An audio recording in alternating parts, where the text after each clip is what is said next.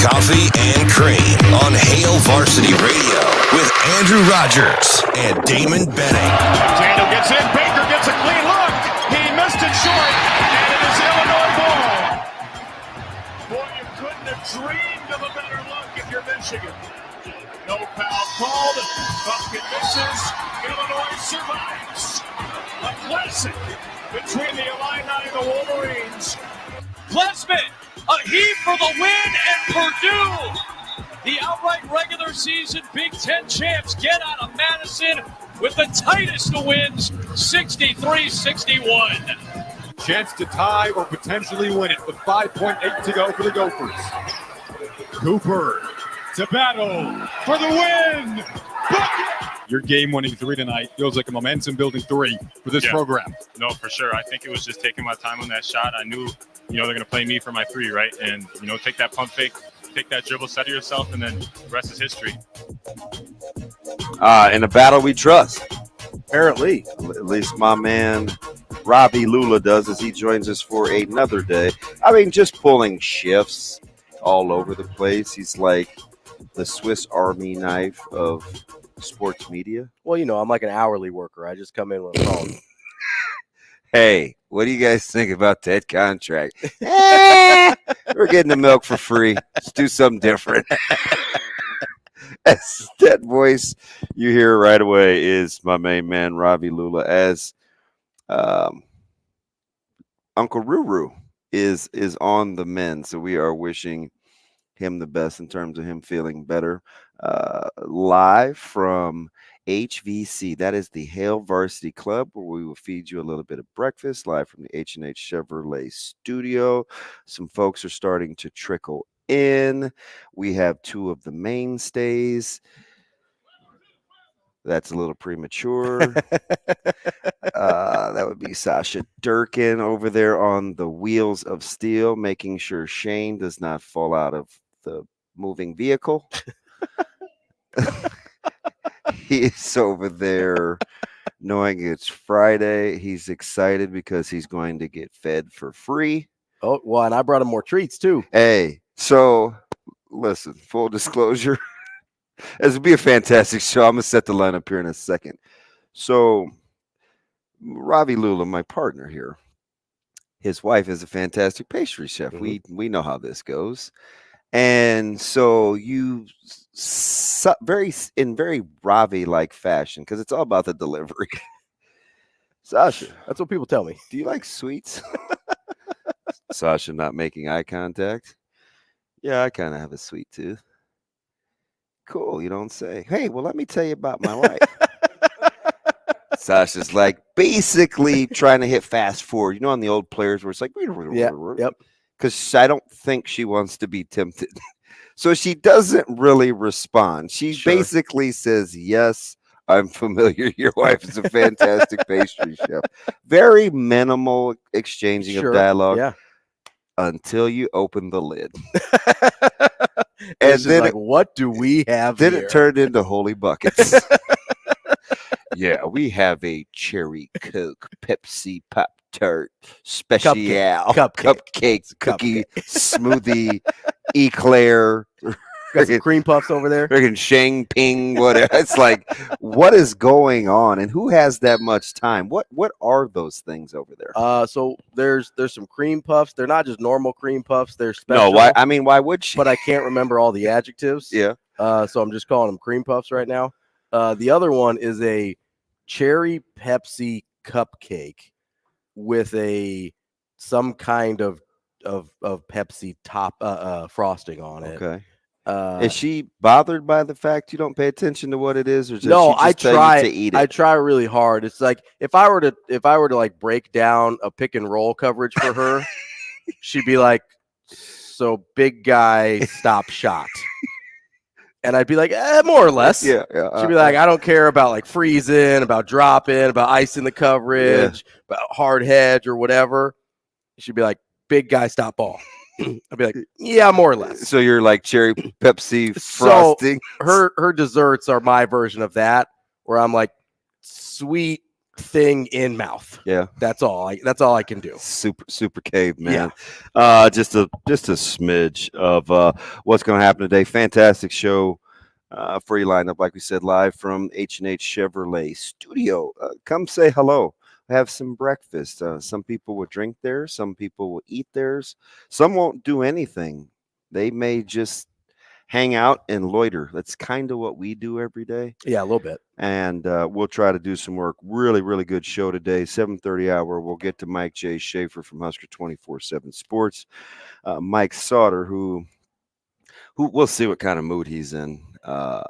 Never know. It's a crapshoot, and it's girls' state high school basketball championship. So he's been burning it at both ends a little bit. This is about his busiest 2-week stretch of the year, isn't it? Yeah, I'm going to tell Sautter about himself here when we get him on. Okay. Because what could go wrong there? What he pulled off the other night. Yeah. By basically having me babysit his kids was short of the greatest side hustle I've ever seen. You got a little bit of a bait and switch there. Oh, and it was so stealthy. Yeah. Yeah. So, Zoe, I sit in the same place every game. And Zoe's up there in kind of daddy's corner, right? We sit up there with a couple of other coaches. I don't bother anybody. Zoe has a little friend, Sadie, who's fantastic, little itty bitty. And Sadie's mom, Amber. Amber teaches at the high school. Super cool mom. So we just kind of have our thing, right? She brings chair backs to the game, by the way. And they're like things you'd bring to like a family reunion. Like they're big time. They're not like these little hard back seats. They're like, well, listen, if you're in the games all the time, you got. I don't even know if they're inflatable, but great side hustle, right? She is the one that had the big laptop that allowed me to watch state wrestling while basketball play was going on. So Sautter is sitting he looks official, kind of. He's over there with people that like keep stats and stuff. Sure, yeah. And he's got his two little princesses sitting next to him. I walk by, I say hello, I give a couple high fives, especially Leighton, because she's the older of the two. And Lily's a little more quiet, but probably has a big personality. About 5 minutes later, he's like, hey, where's Zoe? I said, hey. Oh, she's up in the corner. Okay. What's up? Can I leave the girls with her? Mike, Zoe's 4. I was gonna say, I like how he says with her. No, God is my, and if he says anything different, he's not telling the truth. That's exactly what he says. I appreciate that, as if Zoe has the faculties to babysit other children. Yeah. Now she is a low key prodigy. Still, she's 4 years old. Yeah. At one point during the night, she said, "Daddy, I need your keys. The blue gym is locked." God is my witness. Like, she's gonna take the keys and open the door. She's Shane. She's saying she's Shane size. I don't need you except for the keys. Give me the keys. I'll figure it out. So I fast forward, and I think Lily even had to use the restroom, and one of the teachers at the school took her because I saw her kind of hold her hand. I'm like, so is Sautter just like all the way out or not? Hey, I didn't see this dude until the end of the game. Yeah, buzzer hits and he's like, "Oh, hey, I'm back." He's like, "Oh, hey, thanks." That's how we're doing it, Mike? Oh, yeah. I'll be getting my $12 an hour. I was going to say, you'd be like, is that the going rate for babysitting? Did you ask him like, "Hey, normally you tip the help? Like, what do we have here?" Not even so much as a thank you. Listen, 4 quarters. Who raised him? Of an overtime game. Where Westside proceeds to give up an 11-point lead with less than 2 minutes to play. So you were probably in a great mood to be dealing with extra people's kids. Man, I don't even think I sat down for 4 minutes. And I was like, God bless Amber and Sadie. Because, without just the ability to, give and Amber was super smart, too, because when the girls wanted to go to the gym, Zoe asked for the key.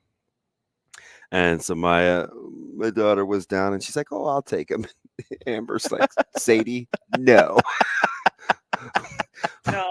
Bunch of little girls running this high school. Even though I work here, we're not having it. So, that's not going to work for me. Yeah, so I meant to get at him, but I've been so preoccupied. I haven't had a chance to get into him. But yeah, at the 8 o'clock hour, You might have a little speaking to. light him up like a Christmas tree. At the 9 o'clock hour, we get the Huskers chief of staff, Dr. Elza, who I'm pretty excited about. There's a couple things. I don't know. It depends on how gracious she'll be with her time. We may get her for back-to-back segments. Okay. We'll see. Yeah. She's a conversationalist. Number one, I want to know, like, I would never, kind of, but I don't. You know how we hate to take a backseat to Texas in anything? Sure. Yeah. So let's try to refrain from comparing the high school sports scene. I mean, that's going to be on you. No. So, but I am curious though, because remember, That's how it starts. You're like, oh, I'm not going to compare them. I'm just wondering. I am curious, and then though, you're going to be because I defensive. think the passion is close. Probably. Just the numbers. It's the population's different. Yeah. Which is, I mean, it makes sense. It's probably very similar, honestly, to like West Texas, where you don't quite have as much population as you do in like your Dallas, Fort Worth, Houston, that like. Are you using geography? Because well, listen, let's not forget I am American. We don't know where anything is other than where we are. So you've got like 90% of the population in this part of Texas. Is that the big part with the square, or the part where it gets to the point? We're getting down to the point there. Okay. So we've got like Dallas, Houston, all in a line there, going right down to the Gulf of Mexico. Yeah. And then the other 80% of the state is everyone else. But you got about 90% of the population right in that line. Oh, so it is similar to Nebraska. Right. That's what I'm saying. So you've kind of got like your Omaha, Lincoln, and then you've got everybody else. So Nebraska is probably a lot like West Texas in that sense, where the passion's incredible, but you're dealing with, and again, a smaller school in Texas is 4,000 kids. A smaller school in Nebraska is 400 kids, right? So it's a little bit different. Yeah. So we're messing with some zeros there. But give or take a comma. Yeah, give or take, like class D2 versus Super 6 class or whatever they call them in Texas now. I don't even know what they call them anymore. Where you having like 10,000 kids? Yeah, it's because they're like, nope, we're not building another high school. We refuse. There's no way we're going from a 30,000 seat stadium to 55,000. How are we going to afford the new Jumbotron every 3 years with only 5,000 kids in our school? So one thing I do kind of want to know is, how do you keep from getting spoiled here? In what sense? Because I talk to Coach Rule about this all the time, and he's the one that like brought it up to me, because relative to where he's been, like you take Temple, you take Waco, the reference was kind of made to like Disneyland. Okay, sure. You mean with all the bells and whistles and toys and resources and everything. And the built-in like commitment, like fans just all in. Yeah, you don't have to convince. Oh, good morning to the nicest mean guy in maybe the Omaha metropolitan area. Hockey dad. You don't have to convince Nebraska to be bought in on Nebraska football. You don't. Whereas like you're going from Philadelphia, where they have a million other things they care about more than Temple.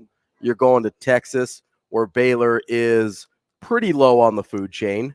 I mean, honestly, everybody after Texas and Texas A&M is pretty Carolina, you're not winning, but it's a fantastic job. Good job, not winning. So and it's just different with pro sports, right? Yeah. It's just a different deal. So, and you mentioned they talked about this. I think a lot of their mindset in coming here was imagine what we could do with real resources. Because they never really had that at Temple. Obviously, Baylor's a different situation with what they inherited and what they're willing to spend on football. So you've got them in this, I don't know if spoiled, but I think, I don't know what the word is for it, to enjoy your surroundings without taking them for granted. Yeah. So that's got to kind of have to be a thing, because you have to have some built-in guardrails. And it kind of has to be in your DNA too. I've always talked about this job needing to have, you got to be a grinder, which I think they found. Yeah, I think that's probably the word most people would use to describe Matt Rule and his staff is grinder. But the other thing is, you have to have an adult. Like you need somebody with some maturity to be able to see all of the things at your disposal and not assume that those things will get the job done for you. Do you get the sense when you are like getting a snapshot of this staff, Mhm. how often do you think Coach Rule is the smartest guy in the room? If you just take a look at his staff, the support staff, where his area of expertise is, How often is he actually the smartest guy Yeah. in the room, or how often does he feel like he's the smartest guy in the that room? he's actually the smartest guy in the room. Probably more often than not. But a fair enough amount to keep him humble, though, right? Yes. Well, so that's why I asked the distinction there, because he probably is the smartest guy in most rooms he's in, but he never assumes he's the smartest guy in every room he's in. And there's a huge difference there, because if you assume you are, you're not going to learn from anybody. But if you are and you go in assuming other people know more than you, you have the confidence in what you know to not be bowled over by some nonsense, but you have the humility to accept new information that can help you. That's the part that I'm most fascinated That's why I said maturity, right? Being an adult, because that's something like if you don't have some emotional maturity there, Mhm. you're not capable of that second thing of Yeah. being smart without assuming you know everything. Wow. There's a huge difference there. Oh, I'm telling you, we're gonna have a good day today. Like, I get crab apple hockey dad. I get the snarkness of amazing Daniel. I get two nice guys here, and I get arguably the greatest photog in the history of the state of Nebraska, who's not afraid to tell you that he's pretty good at his job. And his son's going to be a fantastic player. So I'm pretty happy about that, because we need all the linemen we can get in the district. No, and let's take a quick call right here. We don't normally take calls in the first segment, but I'm going to take this one. Exactly. Get him out of here. Well, with Lance, you're going to just because I want to see if you two argue, but I don't think we will. Lance, good morning, man. How are you? Good morning. You think I won't argue or he won't argue? Well, I'm just hoping it doesn't Lance, come what we got to argue about today? It's a Friday. Be the happy. fact that Michigan basketball is clearly on the bubble and they are underachieving. Man, they're on the wrong side of the bubble, Lance. Yeah, man. But hold on a second. Is it college basketball underachieving? I mean, it's like, yeah. I mean, for the product as it is, I would say so a little bit. Hey, but they're still like, aren't they tied for like second? Isn't it like a 7-way tie for second or third in the Big third, Ten? right? I mean, I believe it's third, but asking me to go to that Rolodex this early in the morning when it wasn't on my radar. Yeah, right. I'll have to bring up those standings. I don't remember off the top of my head. Yeah. What's on your mind? What's on your mind? No, it's just a lot of people. Hey, Ravi, you know, how do I want to say this? I can't wait. It's unfortunate. You know, hey, so we're going to go back and then we're going to come forward. Oh, boy. So what I was talking about, we had conversations, Ravi, about Mickey Joseph and being the next head coach. And you had your thoughts on, hey, they want somebody, you know, seasoned. You thought that needed a little bit more. And I felt, well, I think he's done enough, right? Mm-hmm. Yep. And so then you got to experience that, like Mickey, professionally, to where, you know, rightfully so, which I believe, hey, Ravi should have been the next guy. But then they went and said, we're going to go get somebody with more experience. And so I try to speak That's tough. from real life experiences. So when you hear me talk, I'm talking from life experience and what I see and what's going on, especially from the standpoint of a black coach, right? And what we go through. And so I'm not knocking you. I'm not getting down on you. I'm just telling you, hey, that's the perspective I'm trying to get people to understand. And then you got to go through it real time. No, yeah. You know what I mean? I mean, that's you were coming at me pretty hard, knocking Mickey, like, nah, Mickey, it should be this. I think they're going to go for this. I'm like, hey, man, you know what I'm saying? No, I feel you, Lance. I do. And, you know, just maybe that's code for saying he feels like you should have a job. Just for the record, I've been through that twice. But here's my point is if you hire somebody like Matt Rule, I think it's hard to make the argument. And I know not everybody loved the Matt Rule hire in the moment. Right. But I think it's hard to make the argument against him. Like to me, he was one of the best guys available on the market. You landed him, and that's, you know, like, I understand him being one of your first options. The guys that I think you should be mad at and that I'm mad at personally, because listen, I know that we don't know each other super well. But one of the things that I've harped on in both college football and college basketball is the fact that you're talking about a huge amount of your talent pool for coaches comes from players, right? And you've got a huge amount of your players that are African-American, and that's not translating to the same ratios in your coaching staffs, especially in the head coaches. And that's obviously an issue because the ratios you would think would be similar, right? And so the guys that I get mad at, close to it. Yeah, that's what. Yeah, we're not even in the same neighborhood. We're like less than half of half, right? So I get it. Right. So the guys that I get mad at and that really bother me are the Trent Dilfer hires of the world, where that dude had way less experience than, and obviously Mickey had other stuff happen. So that's, let's try and remove that from the equation. But the Trent Dilfers of the world have way less experience than your Mickey Josephs and guys like that. And so for those guys to get a shot at a head coaching job before a guy with Mickey's resume does, I totally understand being mad about that. I really, really do. But if Nebraska lands, I think Luke Fickell was their second option, Matt Rhule was their first option. If they land one of those guys that have the track record, it's really hard for me to be like, well, like maybe we should have given Mickey a shot. If those two guys say no, maybe we're having a different conversation here. But I totally understand where you're coming from as far as the larger picture of what the issue is. I just don't know that Nebraska and Mickey Joseph were the best example of that, if that makes sense. Yeah, and I it's not necessarily, I wasn't speaking of the large scale because I was talking about in the moment, in the time, hey, Matt Rhule has gotten off to a great start. I think he's on the right track. You know what I mean? At that time, though, at the time, before we knew Matt was ahead of this, or maybe some of you guys did know, I still felt for what Mickey had done and what he did for the school, that, I felt they were on the same path together to where for sure what Mickey is about. You do. You're learning what Matt Rhule is about. And so far, it's so good. And so we'll what I mean? And again, we're in the moment right now, and we'll see how it goes. So let me say one more thing about this, Lance. The other thing that I thought was a big issue here was the state of where Nebraska was at the moment. Because there's other points in time where I think taking a chance on a guy, and when you're going with a guy without a huge track record, you are taking a chance. You're taking a chance on anybody, but people feel better with a guy with a head coaching track record. Well, hold on before you say that, man. Because before you go further, Scott Frost didn't have a lot either. I agree. His sample size was very short and small. We got hoodwinked. So when we talk about a guy like Mickey, it's always, hey, you bet when it was his time or a black coach's time, hey, they better have all this. No, I understand. Them. I do. You know what I'm saying? Like we can't keep saying that. That's a fair for critique. Everybody. That's a fair critique. It is. And I said at the time, I thought Frost was a good hire. I said at the time, the resume is a little thinner than you'd like.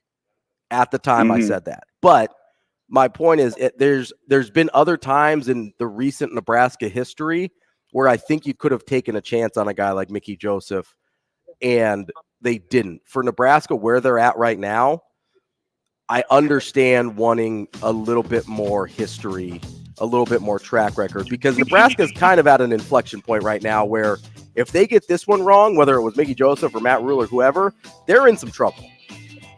Okay. Well, hey, man, time will tell. Michigan Lance, it's too early in the morning to be saying now you know how it feels. I don't know if I like that. What a civil conversation we had. But it was nice because I like two smart people. Yeah. Right. DB, we feel it every day, man. It don't stop for us. Hey, be safe out there. Coming up, Mike Schaefer from 24/7 Sports. You two have a good one. Let's see what Creighton does. Rogers and Benning will be back in 5 minutes.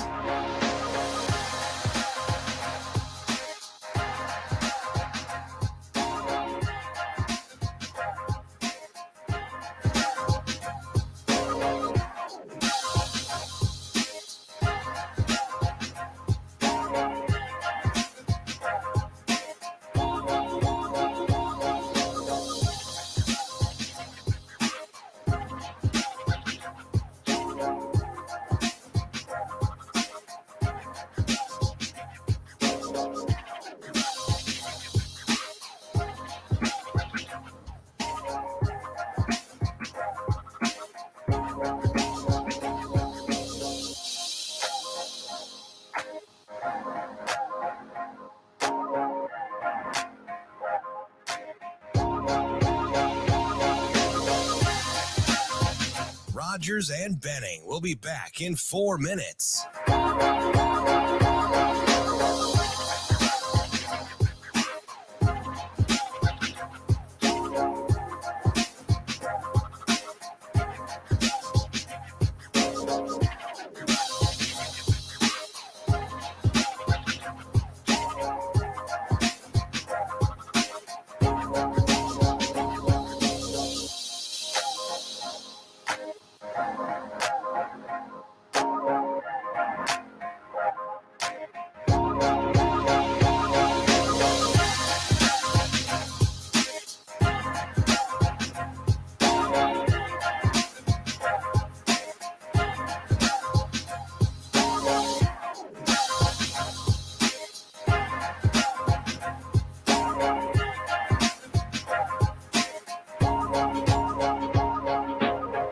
Rogers and Benning will be back in 3 minutes.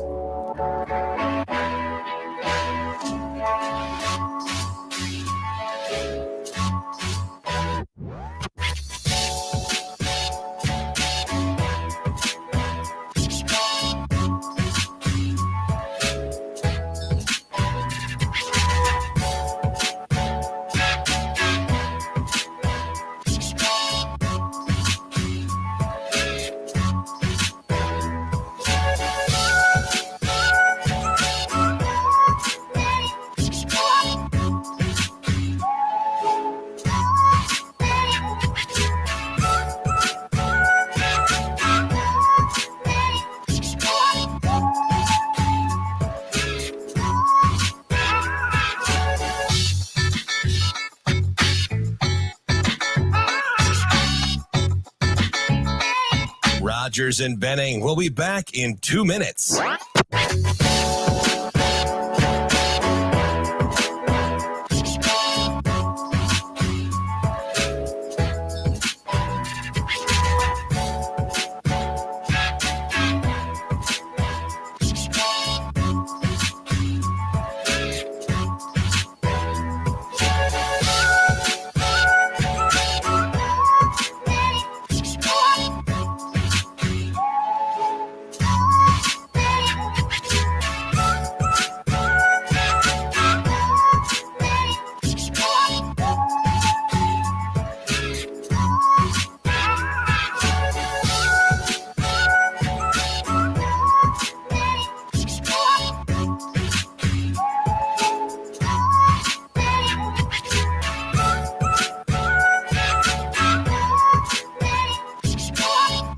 Rogers and Benning will be back in 1 minute.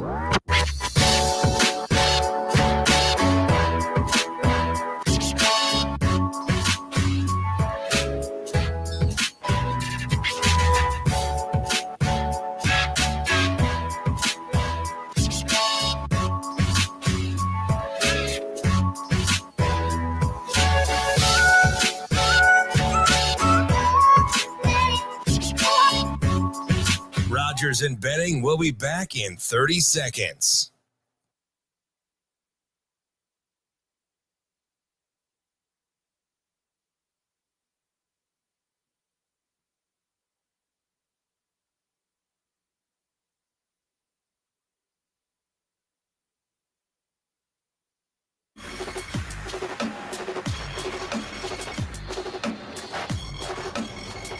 Coffee and Cream with Rogers and Benning on Hail Varsity Radio.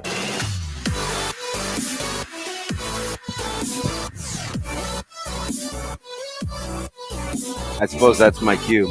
Lord knows I don't know. Welcome back to Coffee and Cream in the morning, live from Hail Varsity Club.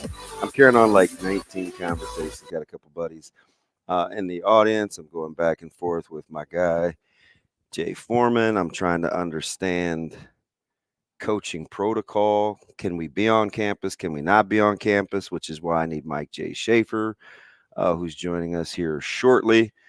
Because even I feel like it's different now for a high school coach versus a parent that has a kid being recruited. Why all of a sudden don't I know the rules? Well, it probably gets a little convoluted when you're playing two different roles there, right? Yeah, I feel like one thing I better do before somebody gets in trouble is figure out rules. And you also have to figure out, because we kind of saw this with the Rayolas over the weekend, right? Yeah. Or it's like, oh, it's a dead period. I'm just here to visit my uncle. So I You know what I mean? Like no, me and Uncle Donnie are real tight. So I am getting clarity on pre-existing relationships. Okay. Versus, so father-son would qualify? Versus family. Oh, okay. So like friends? Am I afforded the same luxury or not? Like, so it's after March. So you're talking about people other than your kid. Correct. Right? Okay. Yeah. Okay. Well, it's part of it, right? Yeah. Like, so let's say I'm just at a practice. Okay. It's not a formal meeting. Sure. But I want my kiddo to watch practice with me, or he just wants to ride down and see what the interstate is like. Just happens to be there, wants to hang out with his dad. Yeah. What if he may be like, so like, Carter Nelson is down like watching mat drills, right? Yeah.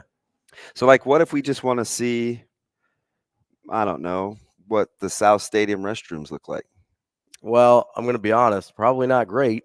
If we're talking about the point is, I need to understand the finite rules. Has he never seen a urine trough before? Nah, I don't know. Is that not? No, I don't know. That not something this generation's seen? You got to ask him. Where things float his boat as we're waiting for Mike Schaefer. I actually like the conversation. See, I thought you were going to say you actually like urine troughs, and I was like, my guy, what are we? No. talking about? I'm out on that. Remember, I'm still traumatized by no stall doors. Oh yeah. Okay.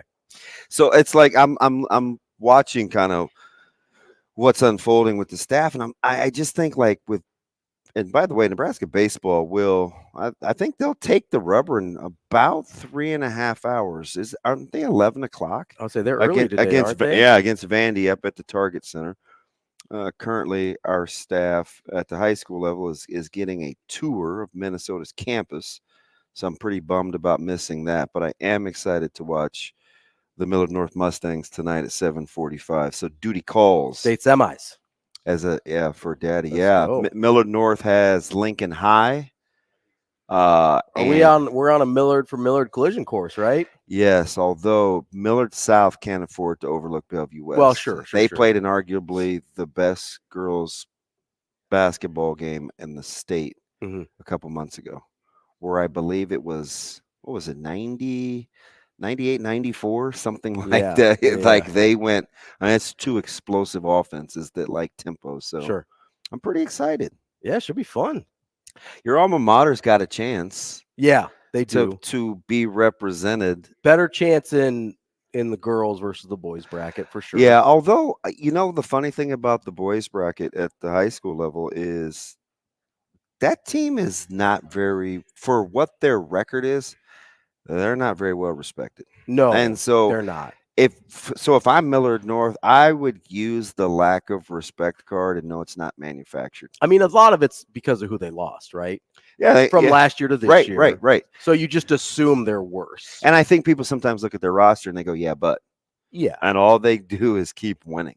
They win. They've played, obviously it ended badly, but they played Bellevue West as close as anybody. Not named West Side, for 3 quarters, right? And then the fourth quarter just got away from them. But that was tied going into the fourth quarter, right? So that was, I think they're better than people think. I also think that the boys is way less wide open than. What did you ask me yesterday off air? It's just Bellevue West and everybody else. Yeah. I mean, that's what it feels like, right? I know they've had some close calls, or close-ish calls, but I mean, it seems inevitable. By a significant margin, they have the most room for error. Yes, they do. They can play their B- game and still beat most people on most nights. Yeah. And that's not something you can say about very many teams at any level. So the girls will tip off. I'm excited about. So the two districts the two classes that excited me the most were C2, which I won't ask you to like roll your sleeves up and get into C2. It's exciting. I appreciate that. And Class A, obviously, because I have a vested interest. Vested. Plus, it's competitive. Those are interesting. Very competitive. Those are interesting matchups for the Class A bracket. Yeah, I think it's going to be fantastic. Coach Kelly, Dominic Kelly, former Huskers, got Lincoln High Yeah. in a good spot, and it's not just a flash in the pan. I mean, she's becoming consistent. Remember, once is coincidence, Yeah. twice is, or once is a fluke, two is a coincidence, three or more is trending. She's starting to trend in the direction of getting Lincoln High. What do you like in the class girls B and B? Because I know Scott's playing real well. Like, if you ask me to choose today, I'm taking Scott. Okay. I just say I've been there, done that, Yeah. battle tested. I think this whole recruiting thing is funny to me because, I look at, and I go more to the boys' side in terms of like this big 2024 class. 2025 is going to be fantastic. I think there's something to winning and being competitive over just sheer talent. And I don't shoot. I mean, most of it has to do with the fact that I think resolve matters. Yeah. Right? I mean, I keep using P. Allen Stinnett with you in terms of transitioning. Yeah, and you forget that I have a weird soft spot for P. Allen Stinnett. And I get it, but my analogy with that would be the uber talented. Yes. Yeah. Probably more talented than, let's say, Trey Alexander, but Trey Alexander a much better basketball. I would say he's more like, I would have used like a Nate Funk. He was more talented than Nate Funk, but Nate Funk was a better basketball player. I didn't want it to turn into like, well, of course he's more talented than Funk. No, but Funk was definitely a better basketball player. Yeah, no question. So like that's, I mean, like I remember getting kicked out of a card house party over Nate Funk. Why? Oh, my buddy's dad, Larry Cobbs, went to task over defending Nate Funk, and I was giving him some Carolina point guards at the time. Oh, yeah, Listen, no. Listen, he compare him to like Ed Cota. Oh, no, he wasn't about to lay down. Okay. Oh, we had some table banging, we had some cards being knocked off the table. Wait, so Funk would have been more like Ray Felton era. Yeah. Okay. Yeah, you can't put Nate Funk against Ray Felton. So he was a numbers guy. And Valley numbers are different, and kept very good statistics of assist to turnover ratio, productivity within the offense. Oh, it was very, very. Yeah, what would Raymond Felton's assist to turnover ratio be against Bradley? Well, I think it might be okay. Well, that was kind of my point. And listen, I'm a Nate Funk guy. Like I'm sensational. riding for my guy, but. Like you got to have some reason at some point. Yeah, he was sensational. So as I'm kind of looking at like what it takes to win, I'm going to take clutch and I'm going to take resolve. I think you have to start with resolve because resolve gets you in position to be clutch. But there are a lot of guys that look good running around, shooting a ball or throwing a ball in 7-on-7, and I don't think can play dead when you turn up the heat. Well, there's this theory that winning is a learned behavior, right? It's not just something that happens. It's something you have to learn how to do. And it's easier if you get guys in that, yes, you need them to be a certain level of talented for sure. You can't just take like just the minimum baseline. Yes. Like I'm not betting on Stetson Bennett to make it in the NFL because he was a winner at Georgia. Like there's not a base level of talent there to be an NFL quarterback. That's actually, I think, not a very good example because I would disagree, but I get the point. You get what I'm saying? I'm not a Ken Dorsey. Let's say Ken Dorsey. Great example. Great example. Incredible winner. Yeah. Not a super talented guy. Yeah. Wasn't going to make it in the NFL because of that. Right. One time Severe looked at me and he goes, he's not very good, right? Right. Because I was like, oh man, he's a winner. He's like, you ever watch the throws that so then he and I got into it. But of course, Severe ended up being right. But he was a winner. But wasn't talented enough for that to translate to the NFL. So you have that same dynamic going from high school to college. You want winners, but you still have to have that base level of talent for that winning gene to matter at all. Yeah. By the way, we'll have Schaefer in the next segment. We just blew through a whole segment without Mike J. Schaefer's scheduled segment. But he's so versatile. He's coming up. He's priming for Husker baseball. That's what he's doing. He's getting ready. He's making Bloody Marys, waiting for I'm more breakfast of a sandwiches. Guy. Yeah, me too. Coming up, Mike J. Schaefer from 24/7 Sports.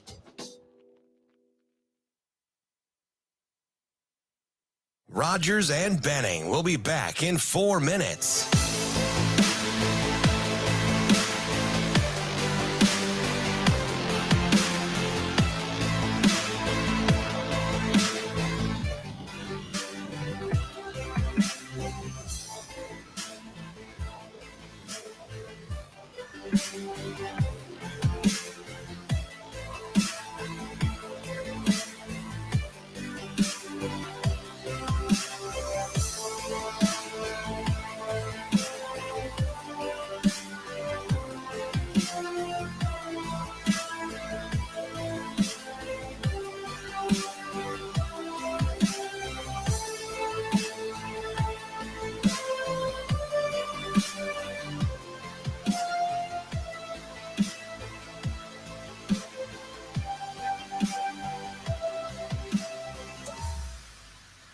Rogers and Benning will be back in 3 minutes.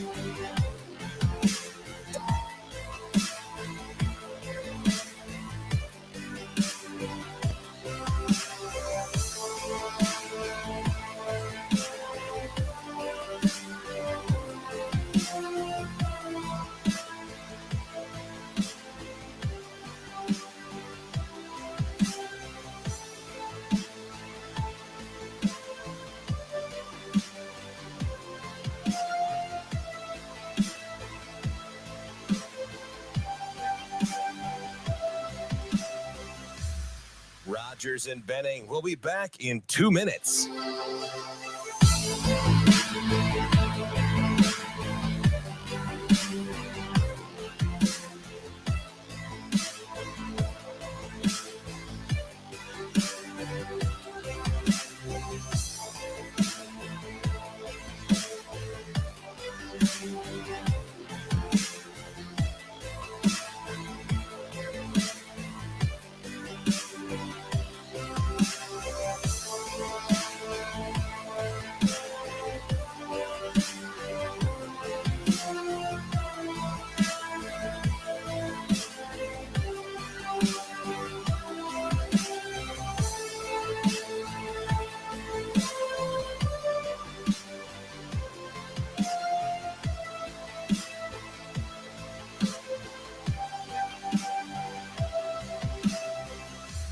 Rogers and Benning will be back in 1 minute.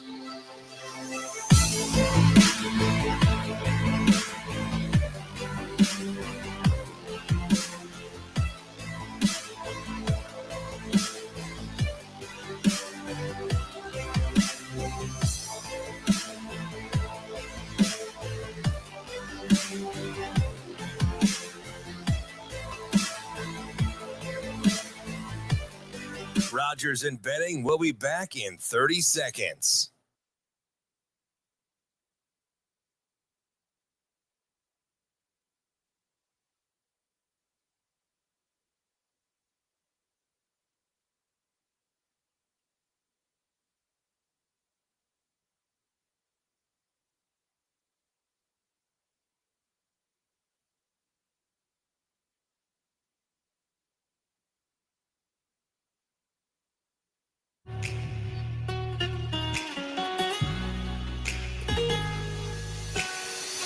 Coffee and Cream with Rogers and Benning on Hail Varsity Radio, covering Nebraska football and recruiting for 24/7 Sports. Here is Mike J. Schaefer. Yeah, that's a grown-ass man right there. Mike Schaefer. I don't know. There could be bacon involved. Mike Schaefer. I appreciate it, guys. Thank Brian Edwards for me. Here is Mike Schaefer. Mike J. Schaefer. Appreciate the flexibility, Mike. How are things this morning? Good morning. I am good. So my computer broke. Oh boy, it's one of those mornings with Schaefer. This might be a crapshoot. He can always just go to the phone. I would say that was the phone, right? He wasn't in the StreamYard. That was on the phone. Two-eye strike is the type of person that's paying attention. Not most of the time, no. Phone stream.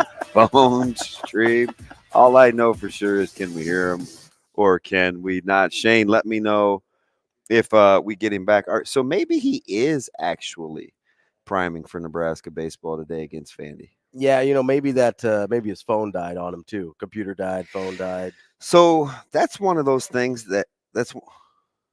Pardon? I think we got him back. We got him back? Yeah, we can try it again. Hey, it's weird how when you talk to me through the headset, like I can actually hear you versus yelling when I have these on. It's weird how that works. It is amazing, isn't it? Yeah, as we welcome in Mike Schaefer from 24/7 Sports. Mike J, how are you, buddy? I'm good. So far, my computer has crashed and the call has dropped. So just one of those days. We're off to a great start, man. Hey, big deal, no deal. We like news in March, man. How about Carter Nelson taking in a practice, or excuse me, mat drills, the famous two-gap term now of 2023 mat drills. How about folks just kind of moseying in on campus once March starts? When you want to set the record straight for what we can and can't do in terms of March, live, not live, kind of how that works? like for Nebraska? Yeah, like just having guys on campus. Well, yeah, I mean, so essentially unofficial visits now have started. So basically kids can just sort of show up when it works for their schedule. You can actually visit with the coaches on campus. It's pretty much everything Dylan Raiola did, except it's now available to everyone who doesn't have an uncle on staff. So what Damon's really I asking... don't know if you're going to get Trev Albert's seats, but... So what Damon's really asking is, can him and maybe a family member go? Oh yeah, Well, because Damon needs permission to do something down in Lincoln. Well, not so much that as much as I don't want to get in trouble. So, like for example, let's say that there's a state basketball game tonight, and I'm going to take the family down, and I don't want to wait at PBA. Could I just hang out at the stadium? That's all. I mean, for example, hypothetical. Yeah, I don't think that's a problem. It's now March, so I mean, I'd have to really consult the rule book as to why it wouldn't work for you. But hey, Mike J, but on a more serious, well, that was kind of serious, but on a more serious note, nothing like we're always looking for something to be excited about in March. I mean, that's got to be a good sign that Nelson's taken in an early morning workout. Yeah, I think that he is. I mean, he gets offers just by going to bed at night, so that's a good thing. Yeah, I just think his interest in Nebraska is really strong. I think the staff has done a nice job recruiting him. Obviously, all these other offers have come in, but I think Nebraska's in a pretty good position because of the early work that they've done and the fact they've been pretty, attentive to him since the beginning. Schaefer, we'd probably have people riot if we didn't ask at least one Dylan Raiola question of our recruiting guy here. So my question is, what's your timeline in your head? I know you put in the crystal ball for him. You're one of the earlier ones. Do you have a timeline in your mind where you think, yeah, it's probably by X date that we're looking at a commitment one way or another? I wouldn't be surprised if this is done by the end of the month or the first couple weeks of April. Like I guess.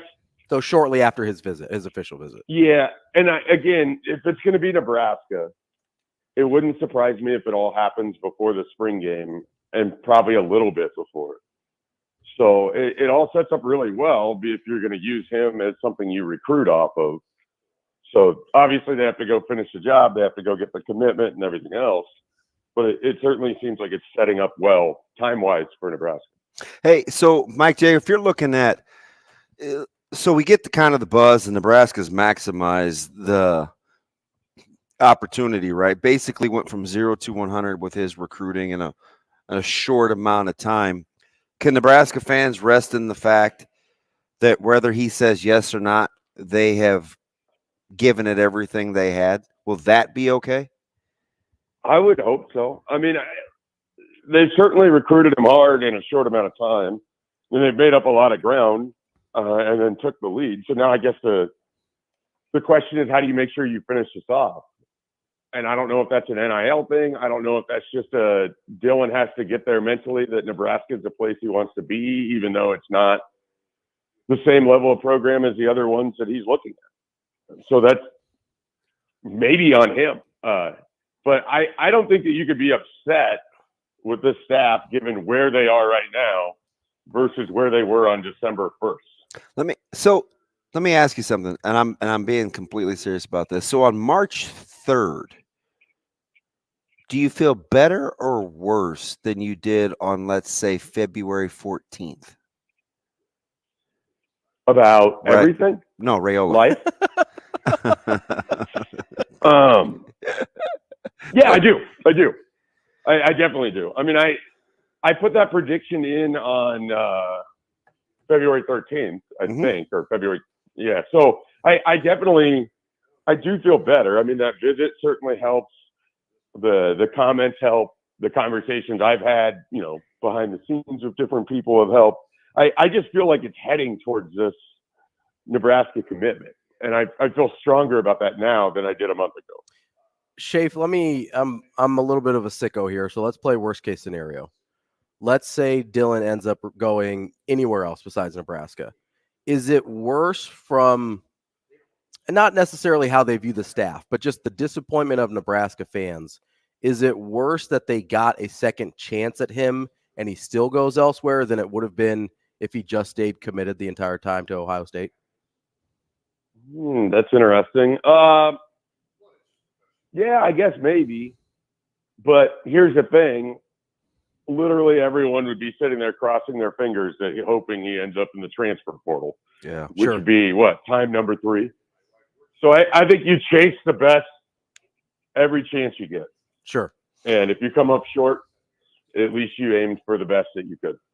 We both love baseball. They've got a big one coming up here in Minneapolis. Do you have an expectation level for Vandy in Nebraska that you think fits week 3 of the college baseball season? It's early. Yeah, let's get weird. I mean, why not?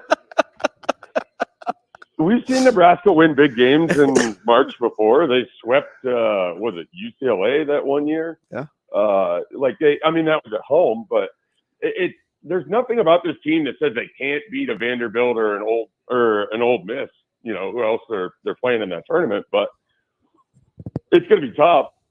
But if the bats are swinging, and that has not been the issue, they can at least, try to put up some runs. Now, Vanderbilt's pitching versus everyone else in the country. Sure. Usually a different story. But who knows? I mean, it's better to play them now than it is June. Schaefer, what would obviously it's March baseball, so it doesn't mean a ton here.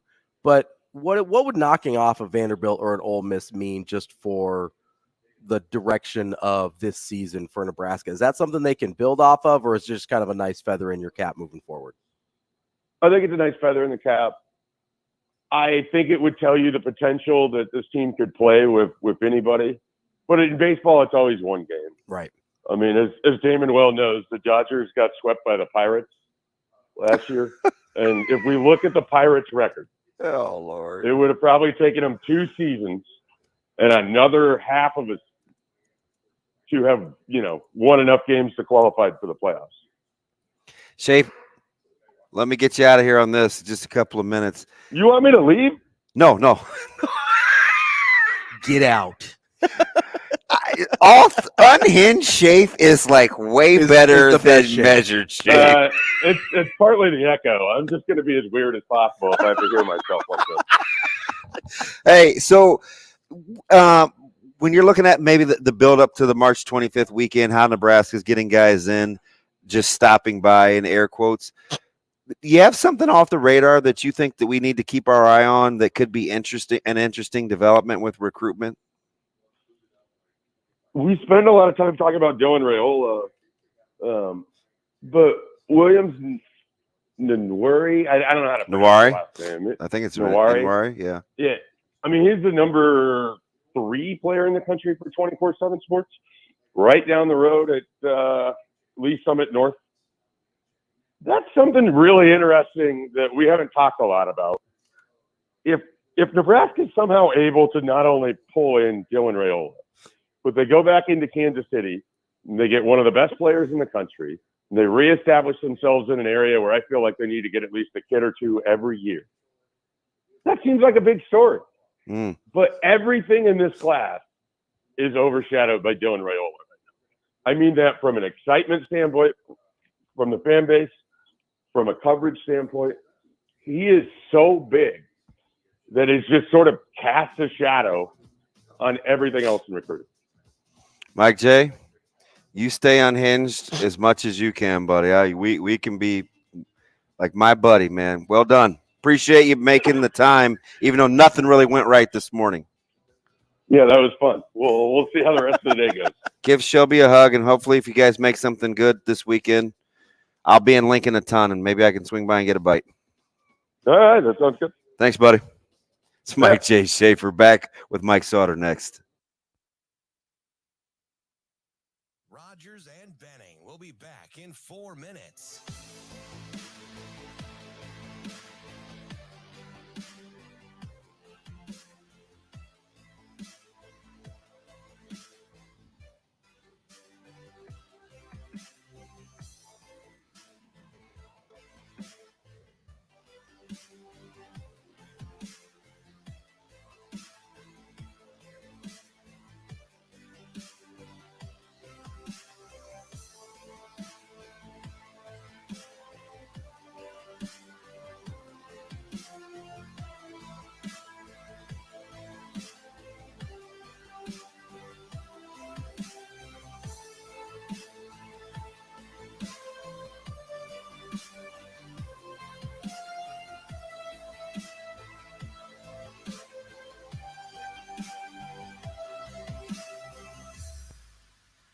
Rogers and Benning will be back in 3 minutes.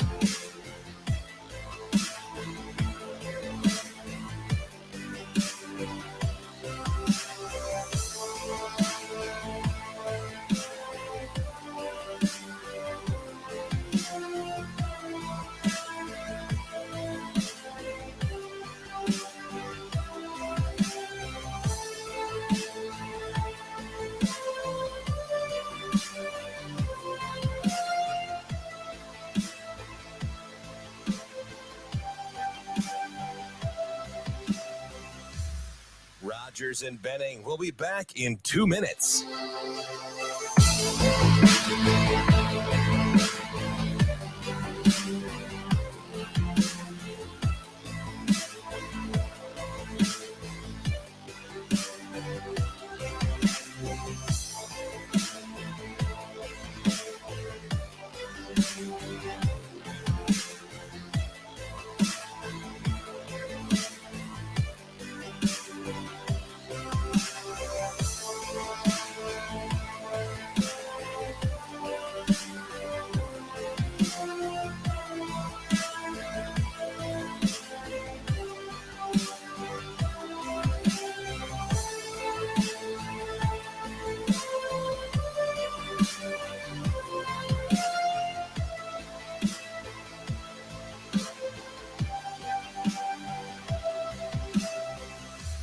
Rogers and Benning will be back in 1 minute.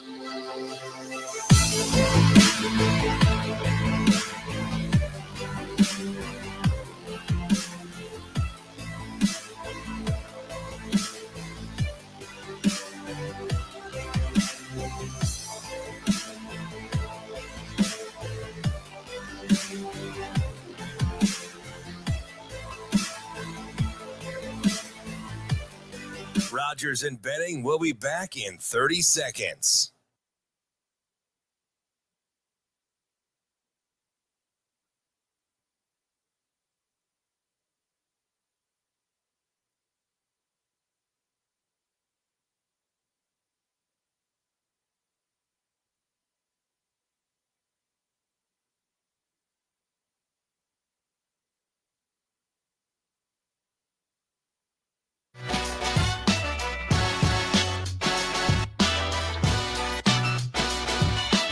Coffee and Cream with Rogers and Benning on Hail Varsity Radio. Oh, yeah, no doubt, no doubt. Mike Sautter. I would agree, Damon. Mike Sautter. Yeah. Mike Sautter. Oh, man, you're going to put me on the spot. Mike Sautter. It is Mike Jerome Sautter. That may or may not be his middle name, but we welcome him. And he's the high school guru. He's now Hurrdat's finest, NEB prep. Mike, good morning. Is that like a microphone rubbing against your chest hairs, or what are we hearing with the style? I have chest hair. It's probably this. Okay. Congratulations on that. Hey, so what time did you get there this morning? About 7:40. Yeah. Why'd they let you in so early? Because the door's open? I don't know. The doors open at like doors are open right now. Well, doors for look who's sitting next to me, by the way. What's up, Oh, I just talked about him yesterday. I can't hear you. He has a bone to pick with you, so I'm gonna let him talk for a minute. Oh, here we go, being ambushed on our own show. I don't have a bone to pick with you. I just told Mike how I sent you the bad parking photo. Oh yeah. So listen. So I went with in C2. I went with OC, even though the affiliation with Malcolm now. But I said I'm a little biased because I got a guy that was on the grassroots of building this run that Oakland Craig is on.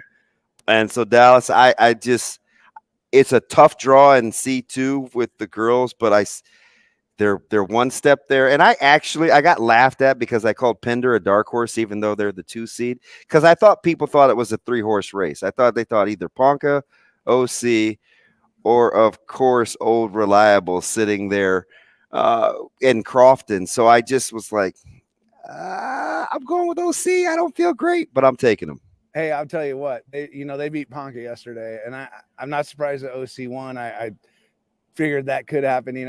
I think that C2 state tournament, you throw Ponca in with those final 4 teams, you could play that thing 5 times and have 5 different champs.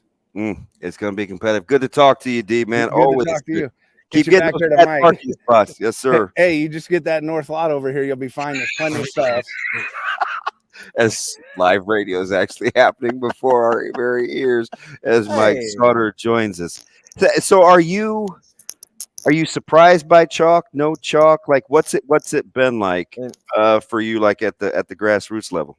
I'm not real surprised. I'm intrigued by this 9 a.m. game with North Bend and Malcolm, because you have. No wonder Dallas is there so early. Yeah, that's what. Well, he also is like the team manager person, and I'm not. And he's, the person is like, hey, you got to go through this tunnel and this way and all that.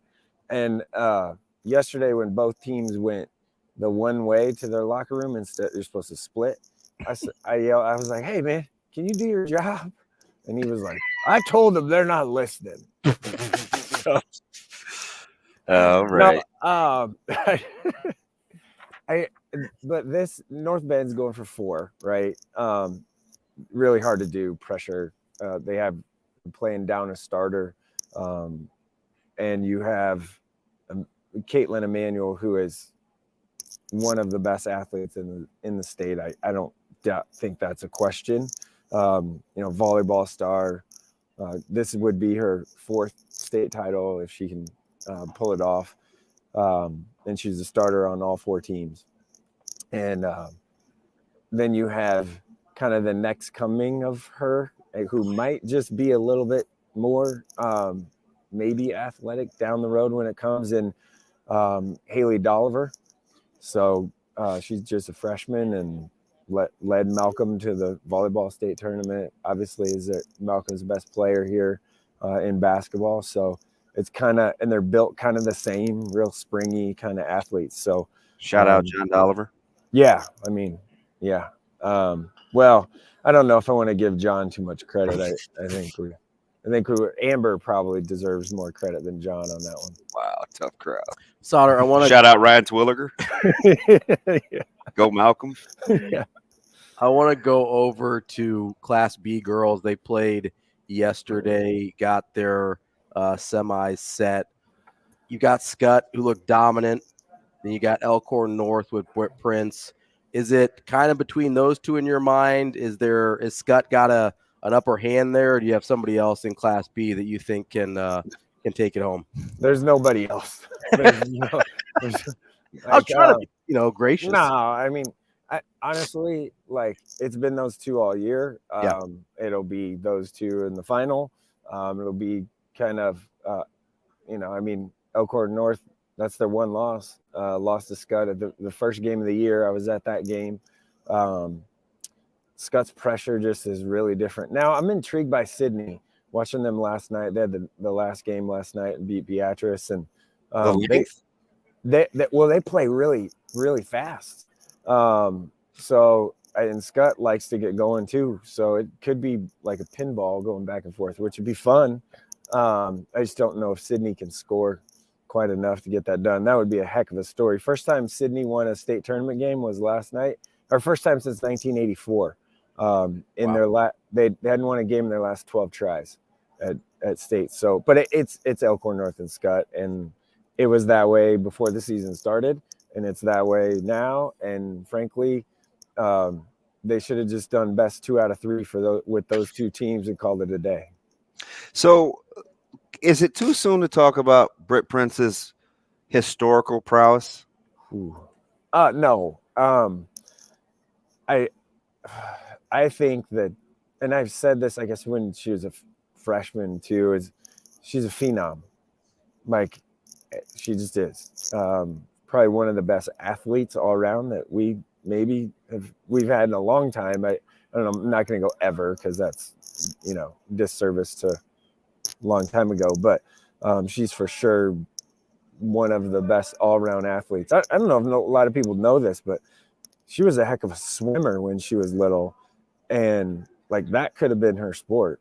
But obviously, she chose basketball, but she clearly is a good track athlete, cross-country runner, all that. I'm pretty sure she'd be pretty good at volleyball, pretty good at soccer, right? Pretty good at just about anything. What has changed it for me is the fact that she is very much so elevated her own game, like her ability to pass and jump stops and kind of see the floor a little bit different. She was dropping like almost full court passes yesterday. So, or was that yesterday? Yeah. So that to me was kind of pretty neat to see her game just evolve from just, I'm the best athlete, I'm going to just run faster and jump higher. Right.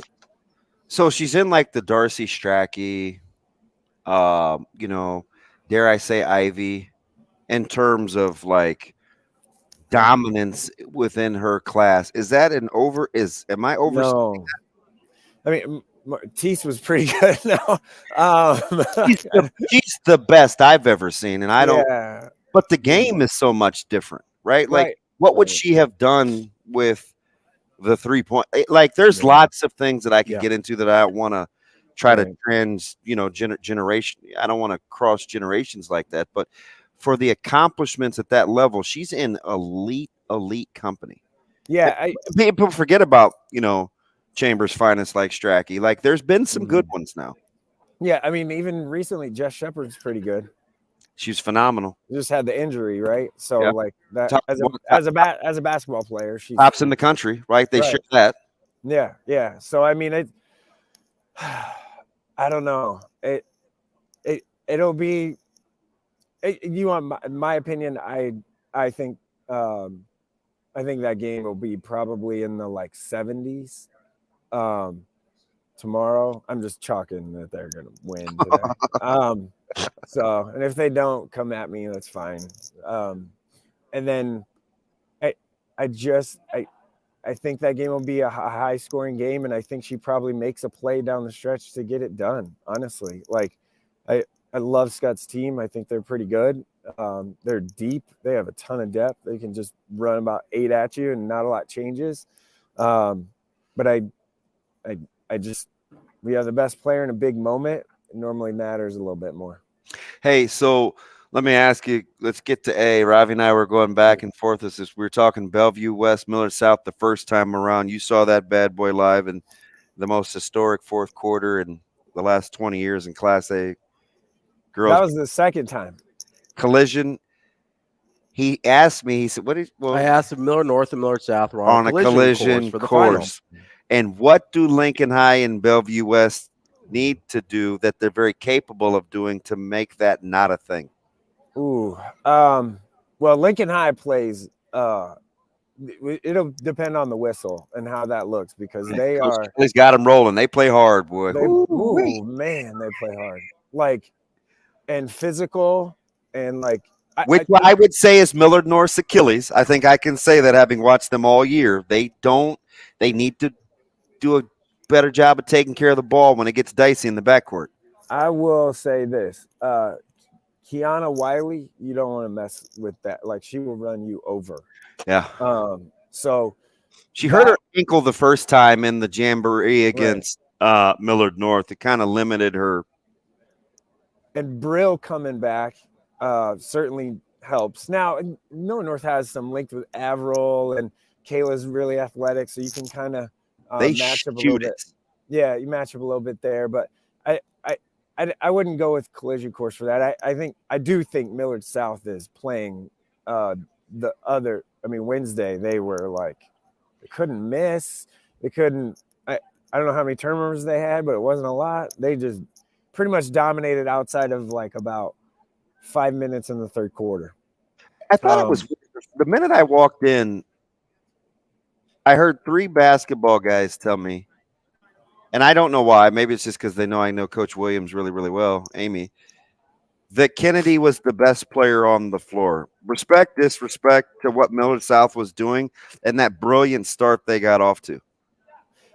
I think a little bit of disrespect. Kennedy was great in the third, fourth quarter. It took her a while to get going. She also got 2 quick fouls in like the first 2 minutes. She's about 75%, right? Yeah, she's not fully healthy. I think we all can agree on that. But I will say this. I think Chloe Lemon is, of the 3 amigas, she's the one that probably doesn't get the most respect, if you will. And maybe this is tough. She may be the most competitive. She does not mess around. She also is maybe the most complete of the 3. In terms of downhill, can still shoot it. Yeah, shoot it from 3, get downhill. Cora's like your banger, and she'll take charges, and she'll, get blocking calls, and maybe throw an elbow here or there. But she also is very. I think the other night her ability to get downhill and into the lane certainly changed things. She had 31. Maya Babbitt though she can shoot it from the logo, and you feel comfortable with her being able to make that shot. There's no question about that. My memories of Maya Babbitt are from about 3 weeks ago, where I watched her score 21 points in about 6 minutes. And when he says from the logo, the one that she pulled up on in transition against Millard North, I almost left the gym. It was unbelievable how icy she is. She doesn't give a what. Like, they totally have their coach's personality. Yeah, and I mean, I will tell you, I feel like they are coming for it this year for sure. But he's a little surly, even more than normal. He's heard the talk, right? The one not getting it done. This senior group, he's heard it. Yeah, they're not. I'd feel good about Millard South this year. I really do. I think they probably win tonight. Bellevue West just isn't playing great, even though I really love. That's finally a team that can match up in the backcourt, though, if they play hard. Right, but both teams only play 6. So again, how's it going to be called? And Bellevue West came limping a little bit into this tournament, but hey, it's 1-1. It's the rubber match. Millard South won the 65-point fourth quarter game, and Bellevue West won the Metro title. So we'll see what happens. But I will tell you, talking to the Millard South girls after the game, they're very locked in, very locked in. Sautter, I want to jump over to the boys who start next week. Class A, is there anything anyone can do to stop Bellevue West from winning another state title? No. Wow. Yeah, I mean that's fair. That's kind of the answer I expected. You want? Sorry. You're like, sorry, Dave. no. Listen, I'm a realist. I'm not. Yeah. I'm not like you, Homer. It would take. Now, okay. Bellevue West Side played. It was overtime, closest game Bellevue West has had all year. And props to West Side. West Side's playing a lot better, and it's changing the lineup. Well, KB Kevin got hurt, missed a couple games, so they had to go kind of small-ish. 3-guard lineup. Well, if you count Tate, I guess it's 4. Well, Kevin Stubblefield can kind of shoot a little bit too, so maybe he's more of a wing than a forward. But I think that certainly helped, playing faster and just moving the ball a little bit more. But it just neutralizes being able to play a rope and Dawson Garcia. Right. Josiah Dother's the best player in the state. We've said that all year. Correct. And nothing's really changed. Nothing's changed there. It's the other guys though, like Jaden Jackson, Eldon Turner. What do they get from Stuvie, who was phenomenal against He's West the best. Side, I guess. He was the best player on the floor against West Side a week ago. Right. I thought 2 weeks. So I will say this: North Star, like Lazarick Houston's a nice little guard. They might throw a little Thank scare you at for pronouncing his name correctly. It is Lazarick. Yeah. Thank you. If I heard Lazarick one more time, I was going to pull my hair out. Someone says Lazarus. Who says that? Anyway, let's move on. Don't pay attention. Let's move on. Elkhorn South, Millard North. Can Elkhorn South and Jackson Muller Swan have as good of a night or day as he did in the district final? He was really good in that game. I just don't know if they have enough firepower, scoring power to get that done. Is Millard North the most disrespected? Yeah, we were talking about this earlier. Are they the most disrespected good team out there that has won multiple championships the last 2 years? Because everybody gives me the but. Because I just think they're waiting for the other shoe to drop with these guys, and they just keep winning. Well, they are. I think part of it is because they were just so, like, for the last 3 or 4 years, they had like one star.